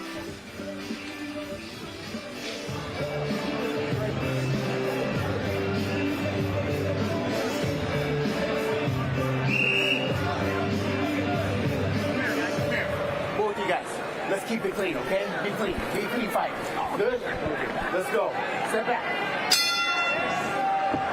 And action resumes in the ring while there still looks to be some discussion back in the Anderson locker room about the way that his hands were wrapped or the gloves that he was using. As a body shot lands early here for Ajagba. Honestly, I think Kossobutskiy just doesn't like it to the body. I don't think anyone's really ever attacked his body. He's trying to blame low blows for it, but ultimately he's getting hurt to the body. And he keeps wincing each and every time. I mean, he's visibly showing it. And again, he throws a shot with the left. Very frustrated. And that's it. You called it, partner. You said if he does this again, he already had a point deducted, that he's going to get disqualified. And in fact, that's what happens with 2 minutes and 23 seconds left in round 4. No, I saw it. Referee Chris Flores has seen enough of the low blows. It was the attitude of Kossobutskiy which told me he was going to get disqualified, because he was not going to listen to the referee. The disdain that he had, the look on his face, he got completely out of his game plan because he got hurt to the body. He was trying to blame the low blows. Wanted a way out. He found his way out.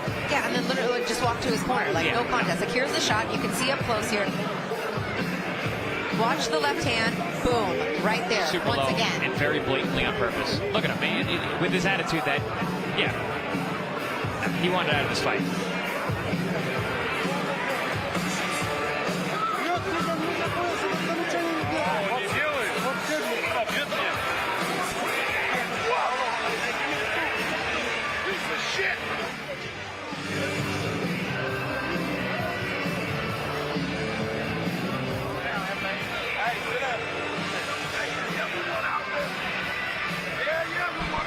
Rare to see a DQ on a fight of this magnitude on a big card, but can't say that it was unwarranted. Tough night at the office for reasons that I don't think Ajagba thought he was going to have to go through. As you can tell, he's still hurting. Yeah, I mean, in that corner. He took 3 or 4 solid low blows. A couple of them were on purpose. Not a great way to win a fight. We said at the top of the telecast from a fight earlier tonight, is this going to be the night of the low blows for the heavyweights? Oh, you jinxed us. After the shot from Dubois to Usyk, was it low, was it not? And here we are, a fight that gets disqualified after several low blows related. FA had a few in there as well. Yeah, back and forth, yeah. Let's make that clear. But they were definitely more blatant from Kossobutskiy. Like I said, it was the retaliation, it was the attitude, it was the disdain for the referee's instructions from the corner of Kossobutskiy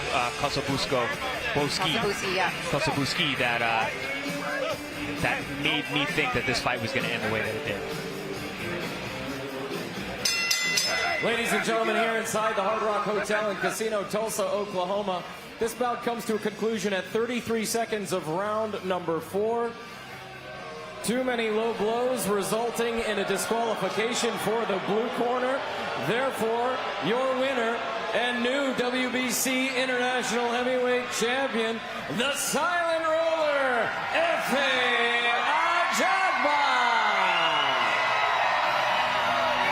And Ajagba takes home his first regional title, improves his record to 18-1 now with 13 KOs, the WBC International Heavyweight title. The first career loss be by disqualification for Zhan Kossobutskiy, who is now 19-1 with 18 KOs. There's Jared Anderson getting warmed up. He's up next. There was some issue with the glove. I guess a little bit of foam or something was exposed towards the wrist of both the primary and the backup pair of gloves, and Bernardo Osuna telling me that the commission's going to let it continue. They made both sides aware. It wasn't a big deal, but they just had to put that extra tape there to kind of cover up some of that foam. That's why you see the red tape on the blue gloves there of Jared Anderson. So he's getting warmed up in the back. That took a little bit longer, Chris. So in fact, him not having really as much time to warm up now that this fight has stopped. And then there's some drama with the gloves. Just now he's getting warmed up on the pads, and he's up next. As a fighter who's been in situations like this, it can really throw you off the game plan. I mean, that's for both guys, right? Both guys have to deal with it. It's very uncomfortable. Well, it's much more of an issue for Jared Anderson because he's just getting his gloves on now, getting used to being in new gloves. Every gloves that you put on, people at home might not know this, they come out of a bag, they're brand new. The padding has to be completely 100% new before you can go into a professional fight. But let's take a look back at this fight that we just saw. I think these guys wish they had a little more padding on their cups after this fight. This was a rough affair, back and forth, a lot of illegal blows, hits on the break. They don't speak the same language, so there wasn't a lot of trash talk back and forth, but you can see the attitude of Kossobutskiy as he drops F.A. Ajagba with a low blow, a blatant low blow, walking away, disgusted with how the fight went, disgusted with his opponent. To me, he wanted a way out, and he found it. F.A. Ajagba now has a piece of hardware to take home, and now likely has earned himself a spot with the WBC. Right now, he's currently ranked at number 14. See if he continues to go that route, but nonetheless a tough opponent and a very physical fight. Well, up until the stoppage, I actually thought Ajagba was fighting very well. I saw some new wrinkles to his game. He was listening to his corner, Kossobutskiy, to the T, what he was telling him to do. Stay low, throw those body shots, come back upstairs to the right hand. He was doing it really well. He told him to switch up to the hooks instead of the straight punches to avoid the low blows. He did that too. Unfortunately, we didn't get a lot of rounds in, especially not clean rounds, so we couldn't see a lot more of the work that Ajagba has been working on.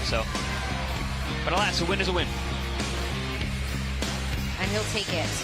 Now 18-1 as a pro with 13 knockouts. Up next, our main event, 10 rounds of heavyweight action. Jared, the real big baby Anderson, taking on Andriy Rudenko.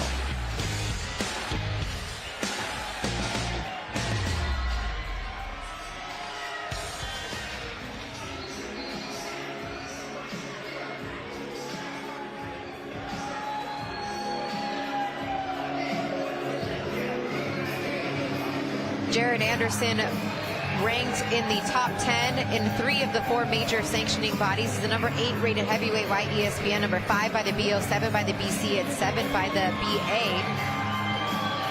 His opponent, Andriy Rudenko, is 35-6 with 21 KOs. Nearly 40 years old, making his U.S. debut in this fight, but has fought some very serious and strong competition on his resume leading up to this point. Right back at it is Jared Anderson, just 56 days from his last fight. More on Jared Anderson. First time I saw him, in a super bad gym in Detroit, Michigan. He goes everywhere with me now, he brings a different sense of peace. Is he family? Yes, definitely. Azul's definitely family. Sit. Azul, you family? Where you are, where you're going, a lot of pressure. I think my dog is a huge way to, help cope with that, just the daily pleasures of playing with him. He's like my own actual son. He loves unconditionally. Most people don't have pure intentions. If you want to be pet, you want to be pet. If you want to get some food, you want to get some food. What do you want? Financial stability. I've been fighting to survive for a long time, and now I don't have to do that. I want to show that hopefully one day you guys don't have to do that too. What's the most difficult thing you've been through? Making it at Toledo.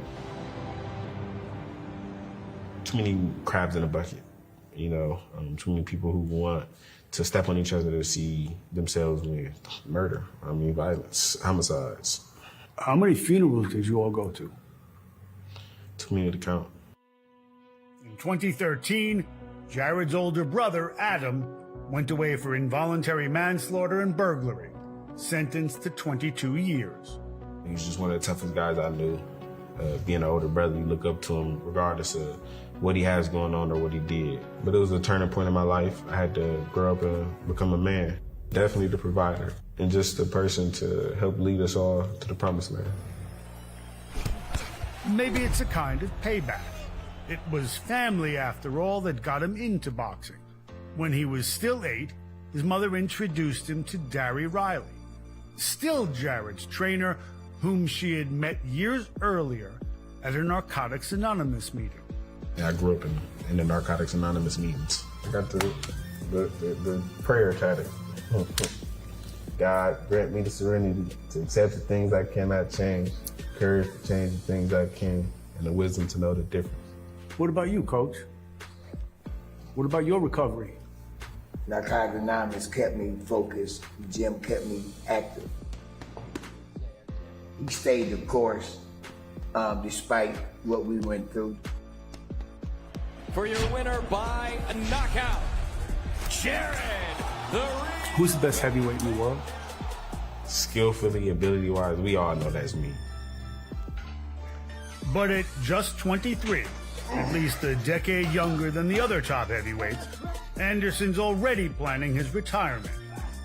By 27. I don't know what I want to do with the rest of my life, and it's just not boxing. You think you might change your mind once you get there? Nope. I'm only putting my life on the line for my family every time I step in. It's not for the game. You're going to need generational wealth to keep him fed. You're always in the gym and always in the ring. Usually you don't have him on a leash? Ever. I got a motto. I'm going to tell it to my kids. It's your world, they just living in it. When you look at your life and you're done and you're satisfied, describe what that looks like. It's just chilling. Getting annoyed by my mom asking me to do something. Sitting on the couch somewhere, playing with my dog. Till my actual birth kids get here, you know, and I get to settle down and make a family. He's more or less my joy.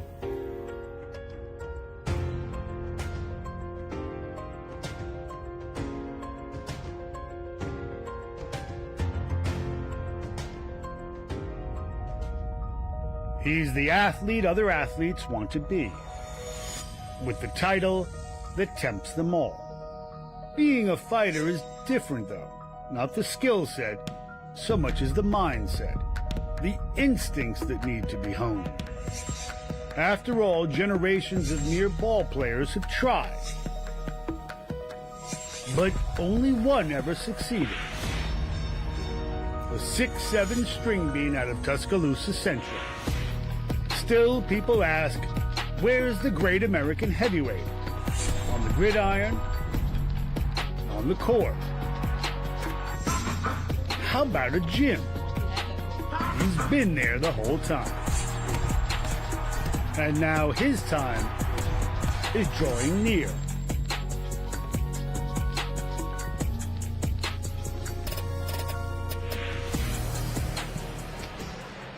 Jared Anderson has been very open about his emotions. He's been, he speaks well.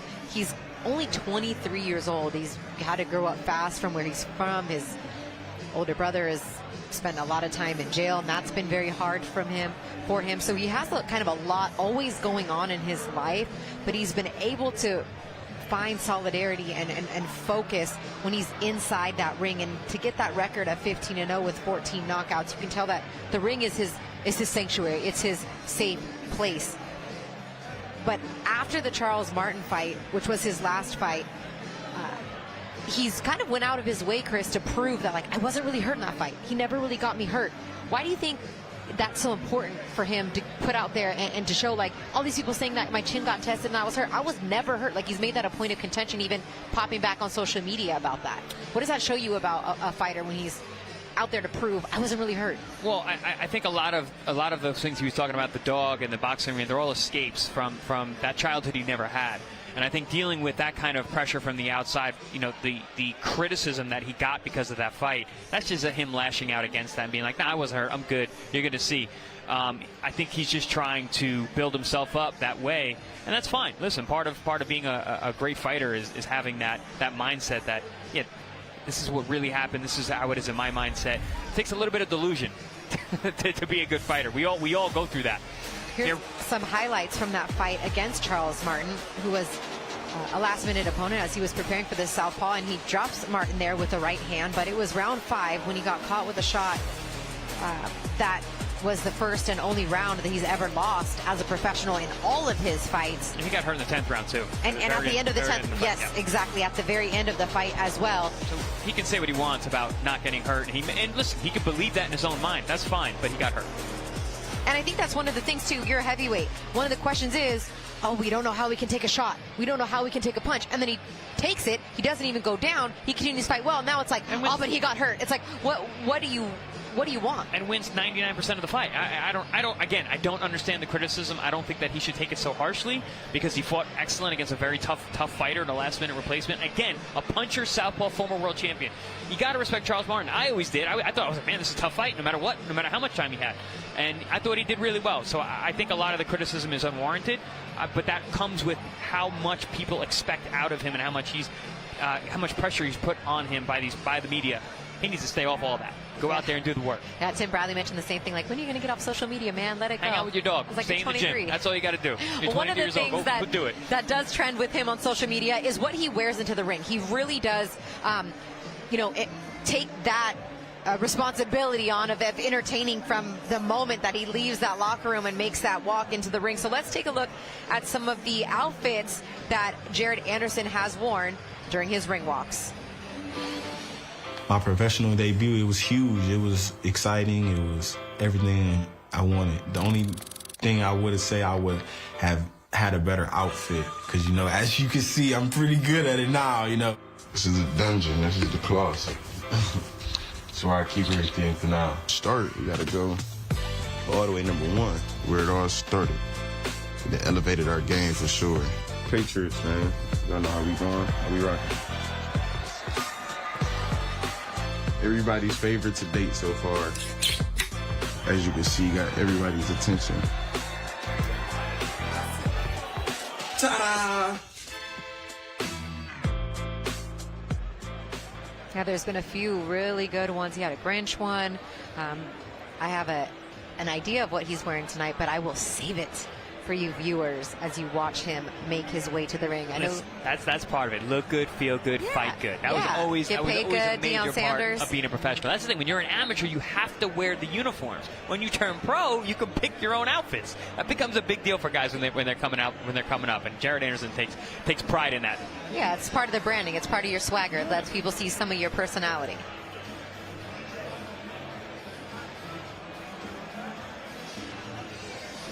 Heavyweight action coming up next. We are moments away. Jared Anderson versus Andriy Rudenko. Stay with us.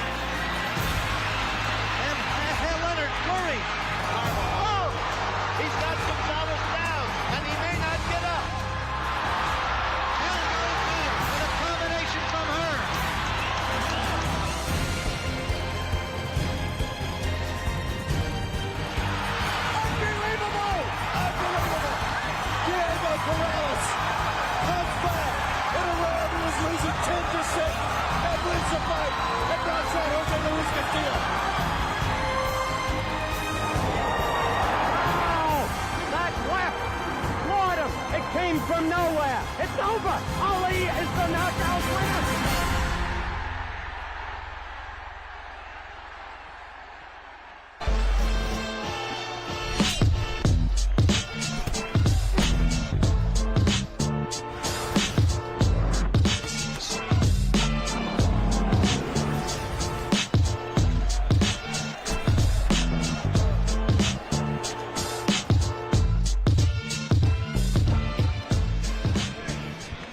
Jared, the real big baby Anderson, 15-0 with 14 KOs.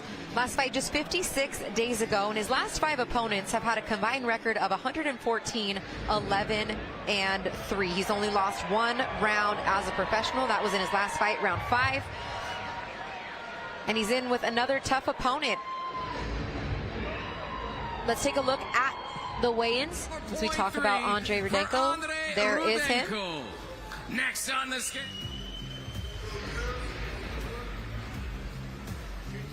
Representing This his is boxing. chef, whose birthday This is was top yesterday, rank. We'll is see you Jared tomorrow Anderson. Here from the Hard Rock Hotel and Casino in Tulsa, Oklahoma.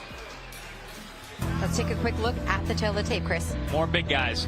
Look at that age, 23 years of age to 39. Rudenko could literally be his father. He could. You know, Jared Anderson has a 4-inch height advantage, also a 5-inch reach advantage, but there's a 5-pound weight advantage for Rudenko. We said these are big boys, big guys, but Anderson obviously younger, taller, longer, more athletic. Just doesn't have the same names on his resume that Rudenko does. Although coming out on the losing end of that resume, he's fought Povetkin, Zheli Zhang, even Serenko. That was a tough fight. We spoke about experience. We spoke about the durability of Rudenko. You know, this is really a test for Jared Anderson to see if he can get the stoppage. See if he can get that win after that Charles Martin fight that he's been getting so much criticism for. Jared, the real big baby Anderson. He's an anomaly. He's charismatic. Feel like I could punch. Is he the next great heavyweight? For me to be the next great heavyweight champion is focus, determination, and hard work.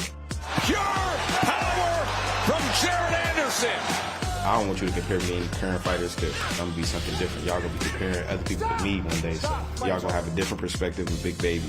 I'm here to stay, and I'm here to make a new evolution of the game.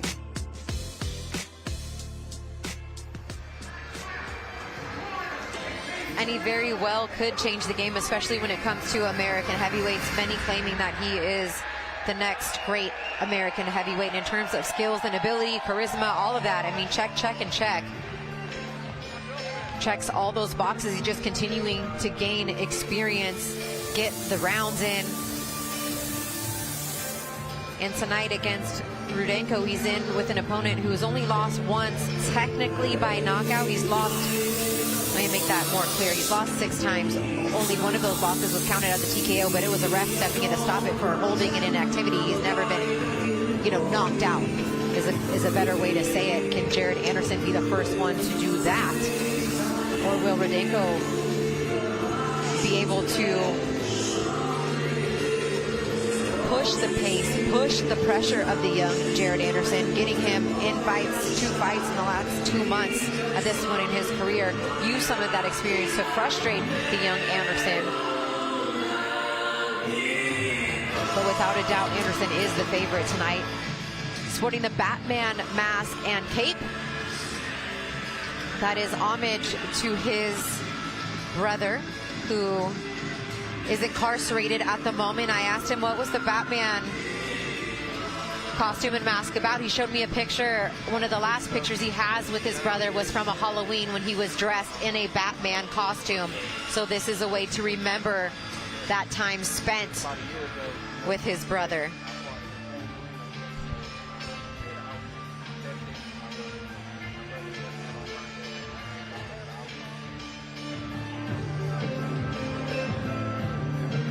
Jared Anderson, you know, just from thinking about that, you can tell he's a very emotional, very thoughtful young man.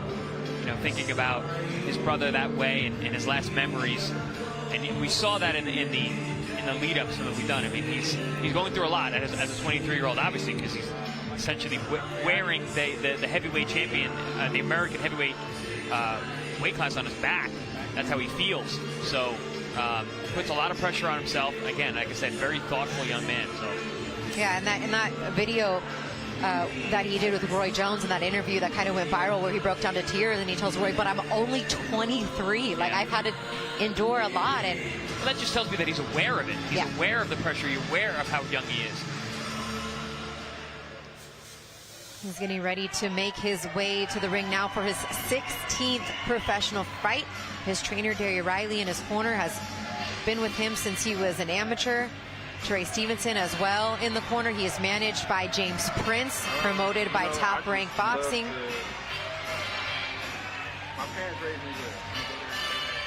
And you see him talking right now. What he's actually doing is he has earbuds in his ear, and he is talking to Joe Tessitore, who is on the ESPN telecast here in the States, as they kind of give fans an all-access, behind-the-scenes, you know, up-to-the-minute interview with Jared Anderson, trying, you know, something new. So they kind of talked about this. That's the only reason I know is sitting in the fighter meetings. They said, you know, what if we talk to you while you're making your ring walk, talk to you while you're making your way to the ring.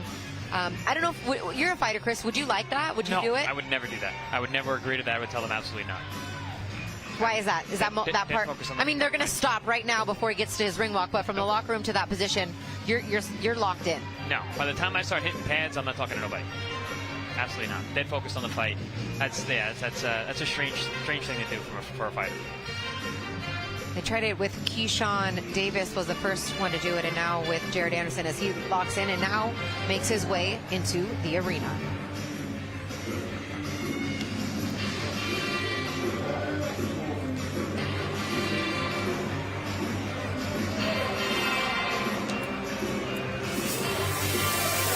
Batman theme song and all. The smoke comes out, and there is the real Big Baby Anderson. The classic Batman theme song. This is from way back. Free Dub is the tribute to his brother who is incarcerated. Says he misses him every single day, fights every single day, represents his family, represents his brother every single time he steps into the ring. And this costume is an ode to him and one of the last Halloweens they spent together. Ladies and gentlemen, welcome inside the Hard Rock Hotel and Casino here in beautiful Tulsa, Oklahoma.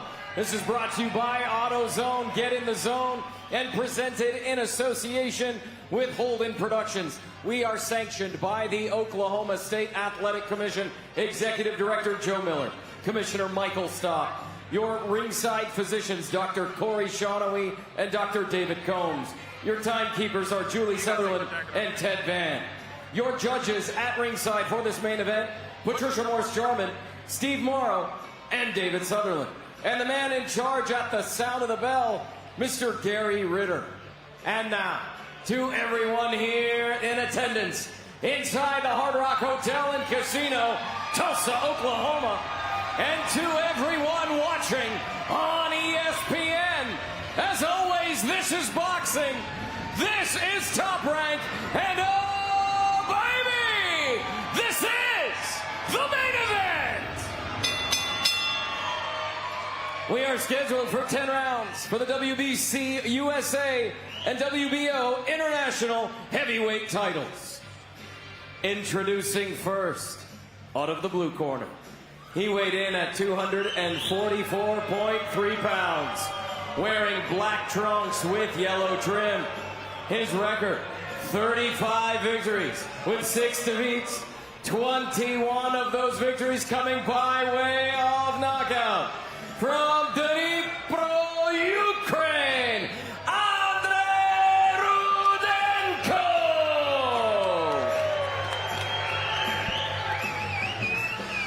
Introducing out of the red corner, presented in association with Antonio Leonard Promotions. He weighed in at 239.6 pounds, wearing black trunks with blue trim. His record, perfect. 15 fights, 15 victories. 14 of those victories coming by way of knockout. He is ranked 5th in the world by the WBO, 7th by the WBC.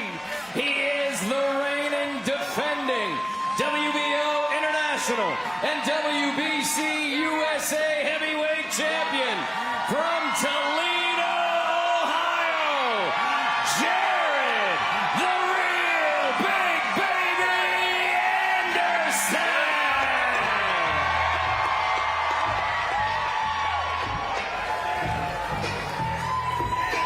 Chief second only and fighter. Chief second fighter. Okay, gentlemen. This is for the WBO International and the US WBC Heavyweight Championships. Protect yourself at all times. Obey my commands. That is the foul line. That is the foul line. Any blows on the belt are fouls. Touch your gloves. Do it at the corner. You needed to make that very clear, did Gary Ritter. Anything on the belt will be considered a foul in this day of low blows in the heavyweight division. Well, for Jared, that's understandable because I can see his navel. And you can see the belly button. Anything below that really should be a low blow. I'm not sure I can see the same. For Rudenko.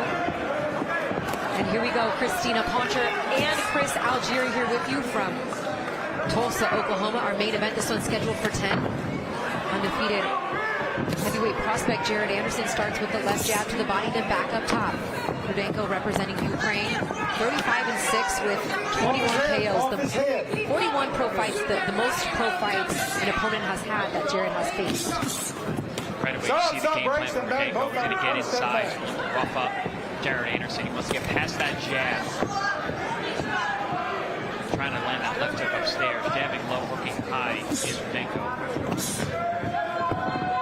Jared taking that jab down low, down to the body as Rudenko looks to counter with the left hand there. Rudenko's being smart. He's punching with Jared, trying to catch him as he's looking for his own shots. Very experienced, classy move. I agree. That's a good game plan. Yeah, you're not gonna outspeed Jared Anderson. You're not gonna outpunch him. You can punch with him. Have him run into shots he doesn't see. Nice body shot from Jared Anderson. Off his head. Punch out, your hands are free. One of the things I really like about Jared Anderson is he's so athletic in his attack, changes his punches really well, has great reactions, judging distance, changing direction. Move that arm. Stop! Gary Ritter trying to let them work out here and then steps in. No shoulder and you reach on the right. Box.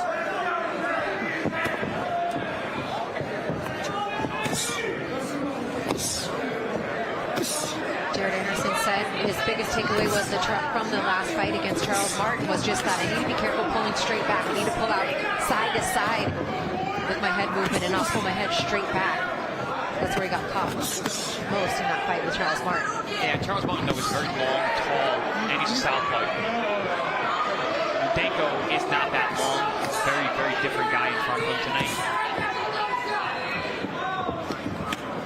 Get off his head. Punch out. Right hand looks to connect for Rudenko as Anderson is allowed to work inside and lands a couple little right hands to the body in that exchange. And the uglier Rudenko can make this fight, the more beneficial it will be for him. In a classic boxing match, the outside, the speed, the length of the jab of Jared Anderson, he's going to have a lot of trouble. If he can get inside and make it ugly, make it rough, make Jared uncomfortable. And that's exactly what he did in his fight before last. In fact, that's why there was actually a stoppage, because he held a lot, he made it rough, he didn't really fight, and the referee had decided to step in and stop him. Jared's jab is looking very sharp in this round. But he has been touched with some of those left hands from Rudenko. Oh, nice right hand to the body right there for Anderson.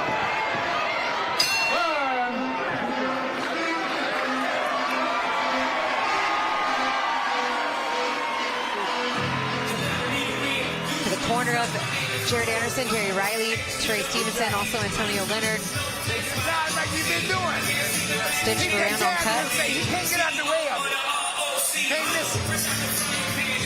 A no stool in the corner there for Andriy Rudenko, who has Alain Benoit in the corner.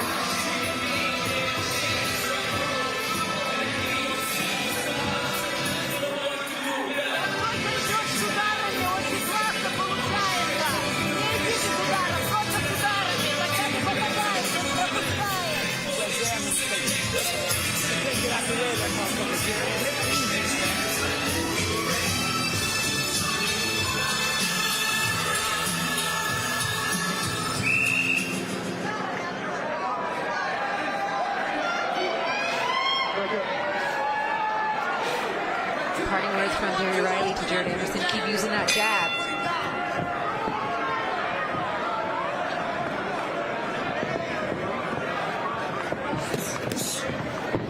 And he starts round two with two of them. Yeah, very sharp in that first round. Rudenko seems to have found something with that left hand. He's able to slap some left hooks around the guard of Jared Anderson as he does the thing that he said he didn't want to do anymore, just pull straight back. And there's a strong jab that moves the head to the side there of Rudenko. Just misses with the uppercut, does Anderson. Curious to see how Rudenko deals with the pace. The European heavyweights fight at a much slower pace than the Americans do. We're seeing that as Jared Anderson gets behind that jab, slapping hooks upstairs and down. Nice slip inside left hook to the solar plexus from Jared Anderson. Oh, left hand connects as well. Rudenko looks to connect with the right hand of his own. Anderson answers back with 2 body shots. 2 good right hands for Rudenko, though. Overhand rights caught the ear of Jared Anderson on the inside. That's the thing, he's a tricky puncher on the inside. Measures with that jab as Anderson throws it there.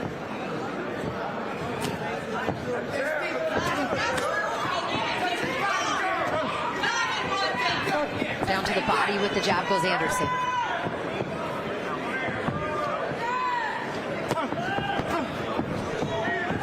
Left hook, right uppercut. There's the right hook. He's careful with that lead hook upstairs. He's not throwing but a lot of power right now. He's kind of getting stuck there. He's leaving himself open. Here it is. That's what I was worried about. He's slapping that hook. It's not a lot of power, so Rudenko doesn't have to respect it.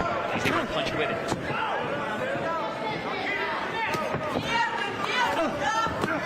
Anderson, yes, with the right hand to the body. Left hand to the body, but then a counter right hand, and then back to the right side of the body goes Anderson. But he did get caught with that right hook on the way out, Chris. Yeah, Rudenko knows the mission. He knows what he has to do. Like I said, he's not going to beat him on speed from the outside, but he can punch with him and catch him on the way out, because Anderson does have a tendency to pull out straight with his hands down. Rudenko's experienced enough to punch right to where he's going with anticipation rather than speed.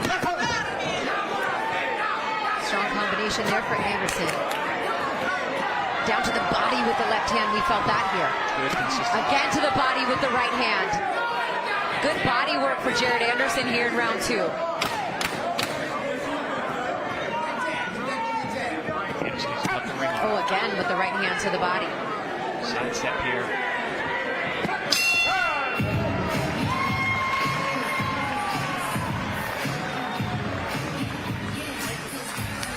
Right. You trying to let me punch myself out? No, don't just do what the fuck you keep doing. Just keep doing what you're doing. I'm doing that. Yeah, and that your jab. Your jab is you can in the fight with a good jab. Just bust him up. I got you. Everything looks good, man. Keep doing what you're doing. You water on there. Shit, hot. Not like that body work. So don't, man. Yeah, keep doing what you're doing. Stay comfortable. To the sea now. Yeah, I know it. Keep touching it. You keep ducking. You got a little Mexican in you today, huh? I like that, man. You keep ducking, man. Keep ducking. You already low.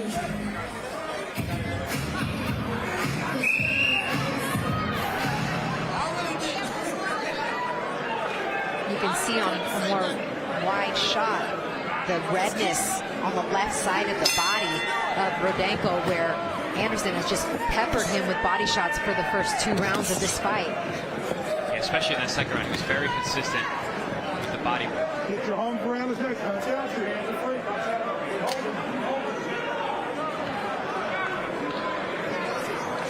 Rudenko kind of holding the arms there of Anderson as he kind of says something to the ref about kind of maybe getting in there a little bit quicker to break him up. Nice stiff jab from Jared Anderson. Oh, pummels him with the right hand there.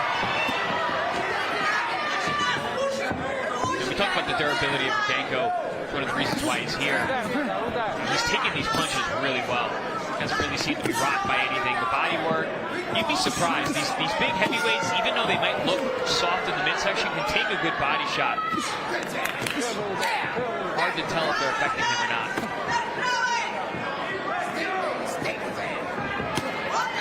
Caught that shot well, did Anderson. This is the U.S. debut for Andriy Rudenko. 41 professional fights, and this is first in the U.S. He has 21 KOs and his 35 wins.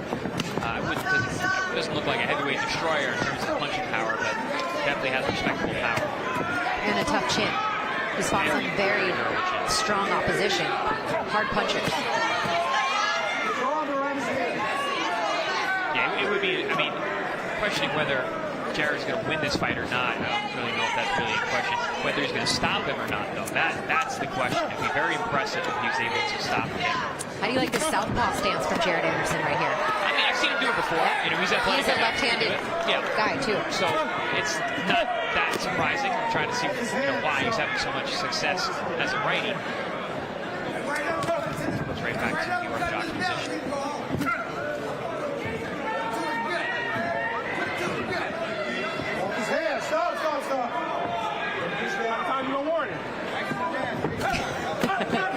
Jared goes down to the body. Did you hear what he said there, Chris?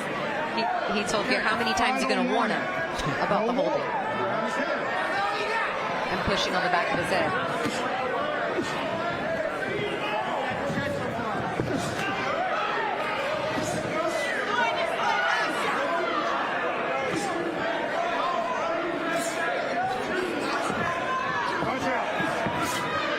Nice double left hand there, body head combination on the inside.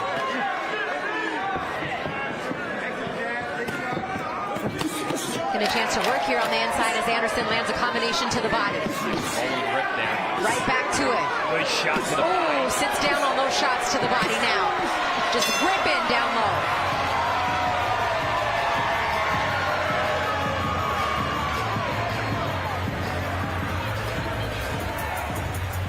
He is putting in some serious work to the body of Rudenko.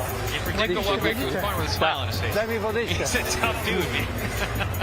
He got ripped with some killer body shots. Walks back to his corner with a smile. No holding behind the head. He's doing it continually. Okay. 30 points. All right. Referee walking over to the Rudenko corner, also telling him to stop pushing down on the back of his head. Stop pushing down or I'm going to have to take a point. So a strict warning there.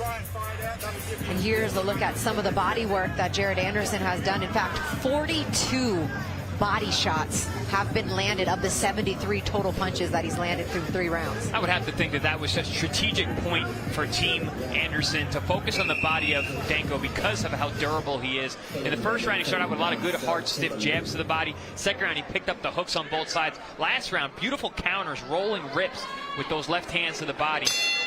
Concerted effort to the body from Jared Anderson thus far. Jared Anderson has landed 42 total punches to the body, almost double the amount of punches Rudenko has landed, period. Yeah, I was going to say, that's a lot of punches to land in 3 rounds. Up top, nice left hand gets in there for Rudenko. Those are the things that worry me about Jared Anderson's style. He gets a little lazy on the inside. He falls asleep, which he said he can't do. That's what he said. And he's still doing it. Yeah, one of the things he told us in the fighter meeting, I can't get lazy, I can't get bored, I can't fall asleep in there. Yeah, it seems like he's making the same mistakes which he was criticized in the Charles Barnes fight.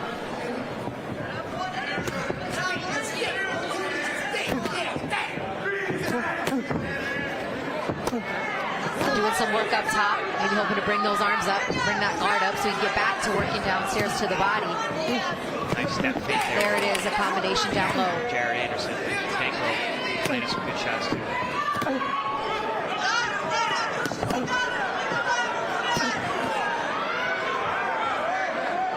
Pouring it on is Anderson with just 2-punch combinations, and Rudenko really having a hard time trying to get off first. It's more with counters in between, like those right hands right there, where he's able to land his shots. 3 in a row.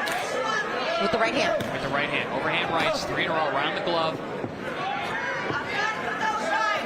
Rudenko doing what is expected of him. He's going to come forward, he's going to be durable, he's going to take a lot of punches, he's going to punch with you, he's going to try and catch you as you make mistakes. That's what these experienced veterans do. Low there. That shot was on the belt line, on the hip. And the referee did make that clear that those would be considered low shots, yet no warning for Anderson. The referee was on the opposite side. Didn't see it. Yeah. And no grimace or anything from Rudenko. Really hasn't grimaced through any of these body shots, to be fair. My goodness.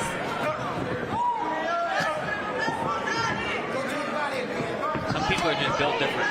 Very, very durable guy. I'd like to see an MRI of his brains. Maybe he's got an extra layer.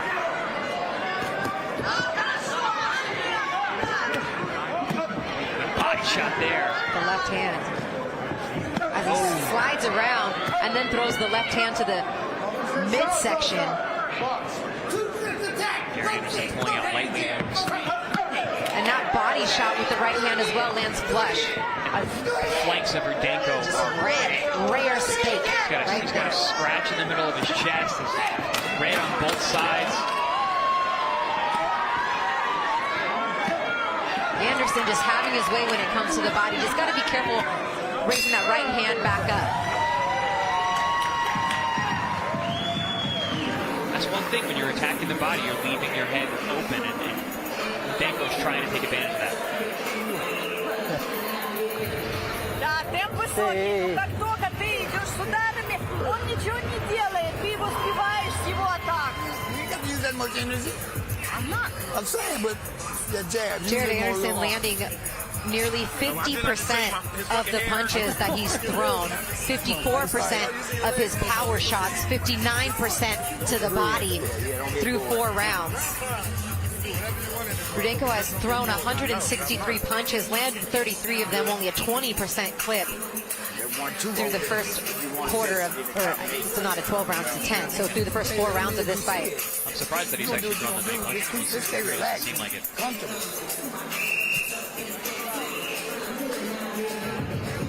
Let's go, second.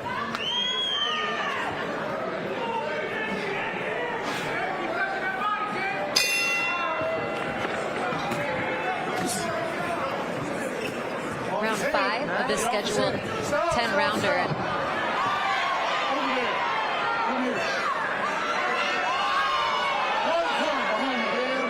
There's a point deduction here in round 5 for holding the head down of Anderson, as he was a little more demonstrative in this turn to try to get the reaction from Gary Ritter, who had a stern warning to the Rudenko corner about holding his head down earlier in the fight.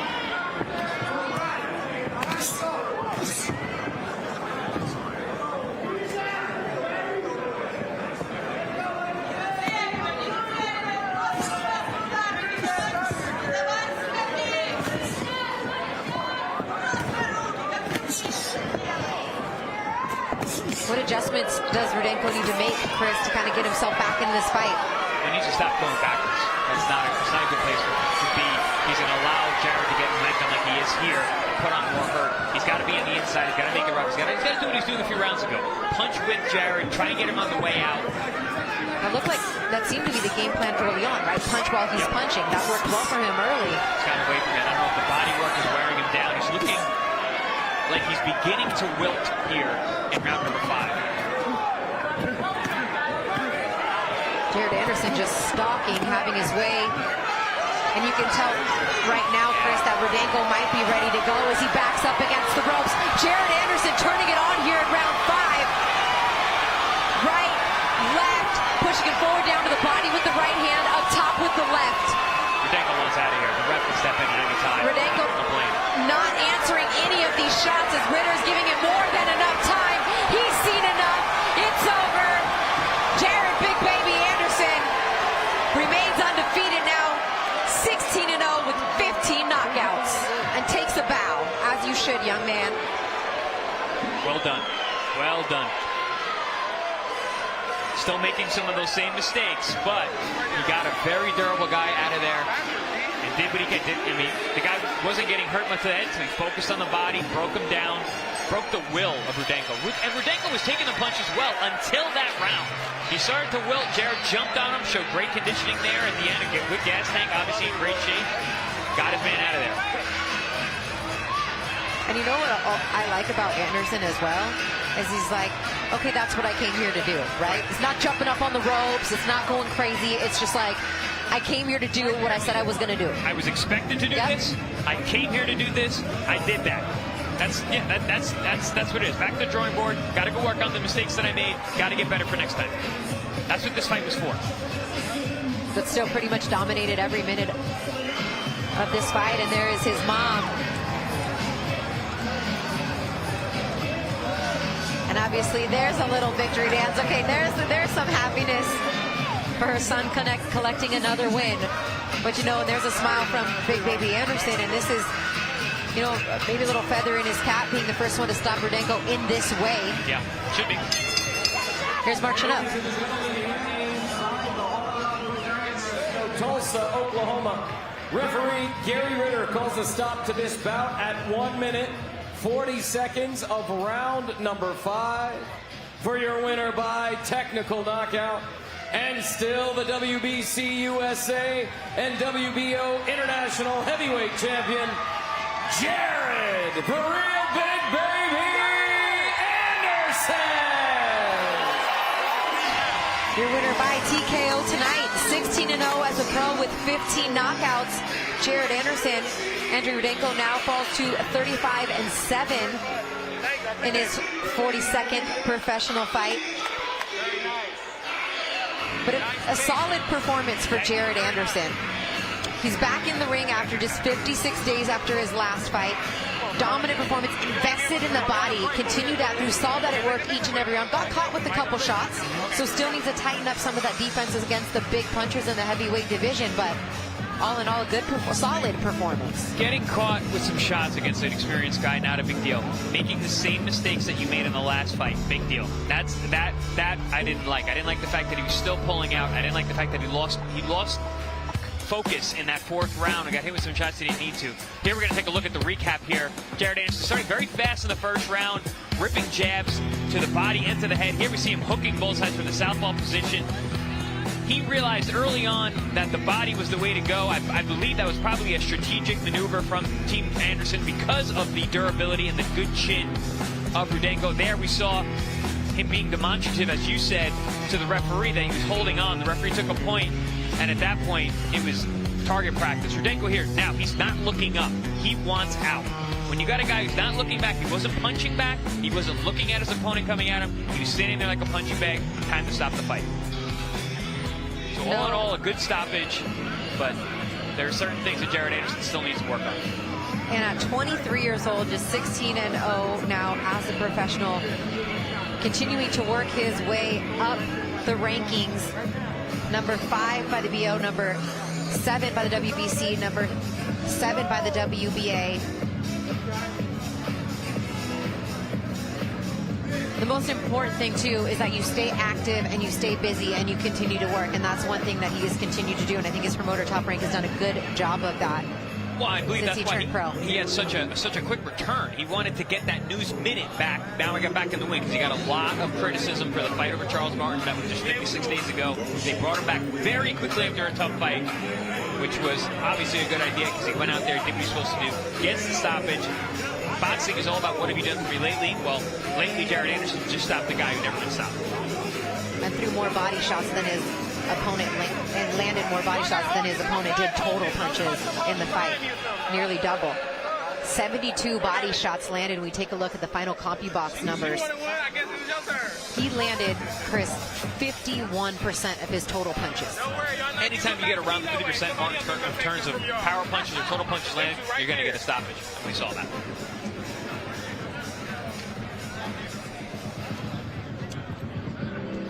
We're standing by to hear from Jared Anderson. He'll be getting an interview in the ring from Bernardo Osuna. He comes over now to shake Rudenko's hand, give him respect of Rudenko's first fight in the United States.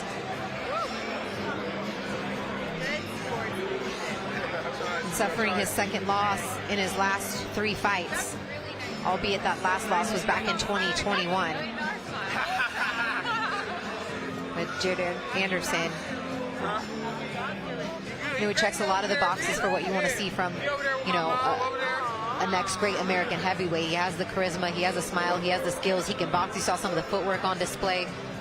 It's good stuff. Forget it. I have been bullish on Jared Anderson for a long time. I do believe that he is the future of the heavyweight division, but he needs some more seasoning. He's 23 years old. This is a very difficult weight class to be the best, so I think it's going to take some time, but another knockout victory. You start another streak after going the distance against Charles Martin. What was tonight about for you inside this ring? Because we saw a lot of new wrinkles to your game. You know, just staying calm, staying patient, listening to my corner, and just enjoying it, man. I'm enjoying the ride, enjoying the fights, and just doing my job. You connected on 72 body shots, and I never seen Darry Riley, your trainer, have so much fun in the corner. Was that part of the plan from the get-go? Yeah, it definitely was a part of the plan. We just know, you gotta start with the body and the head to fall. So that's exactly what we started with, and as you can see, it worked. Rudenko is as tough as they come. His losses have been against opponents who were combined 121-1, went the distance with Zhilei Zhang, with Povetkin, with Huey Fury. What was it about tonight that you wanted to send a statement to the heavyweight division? I was sending a statement to myself. I'm fighting for myself and I'm fighting for my family. As much as people want to hate on me for it, man, I'm a realist and I'm going to stay real, be real, and I'm going to say what's on my mind, man. So y'all can take it how y'all want. This is a business, it's a sport. I'm just doing my job. Take it how you want, bro. You can't force me or want me to be somebody y'all want me to be. I'm going to be myself and I'm going to be that to the end. Absolutely. Quick turnaround. Can't wait to see him back in the ring again, Joe. Congratulations to Jared, the real big baby Anderson, now 16-0 as a professional, 15 knockouts. Well done tonight. He's going to continue to be himself, and perhaps we'll see him in the ring maybe once more before year's end. Yeah, I like what he was saying there. I'm seeing growth. I'm seeing maturity. I think going through the criticism that he had in the last fight, shutting off the social media, hanging out with his dog. That's what he needs to do. Stay in the gym, hang out with your dog. Don't worry about social media.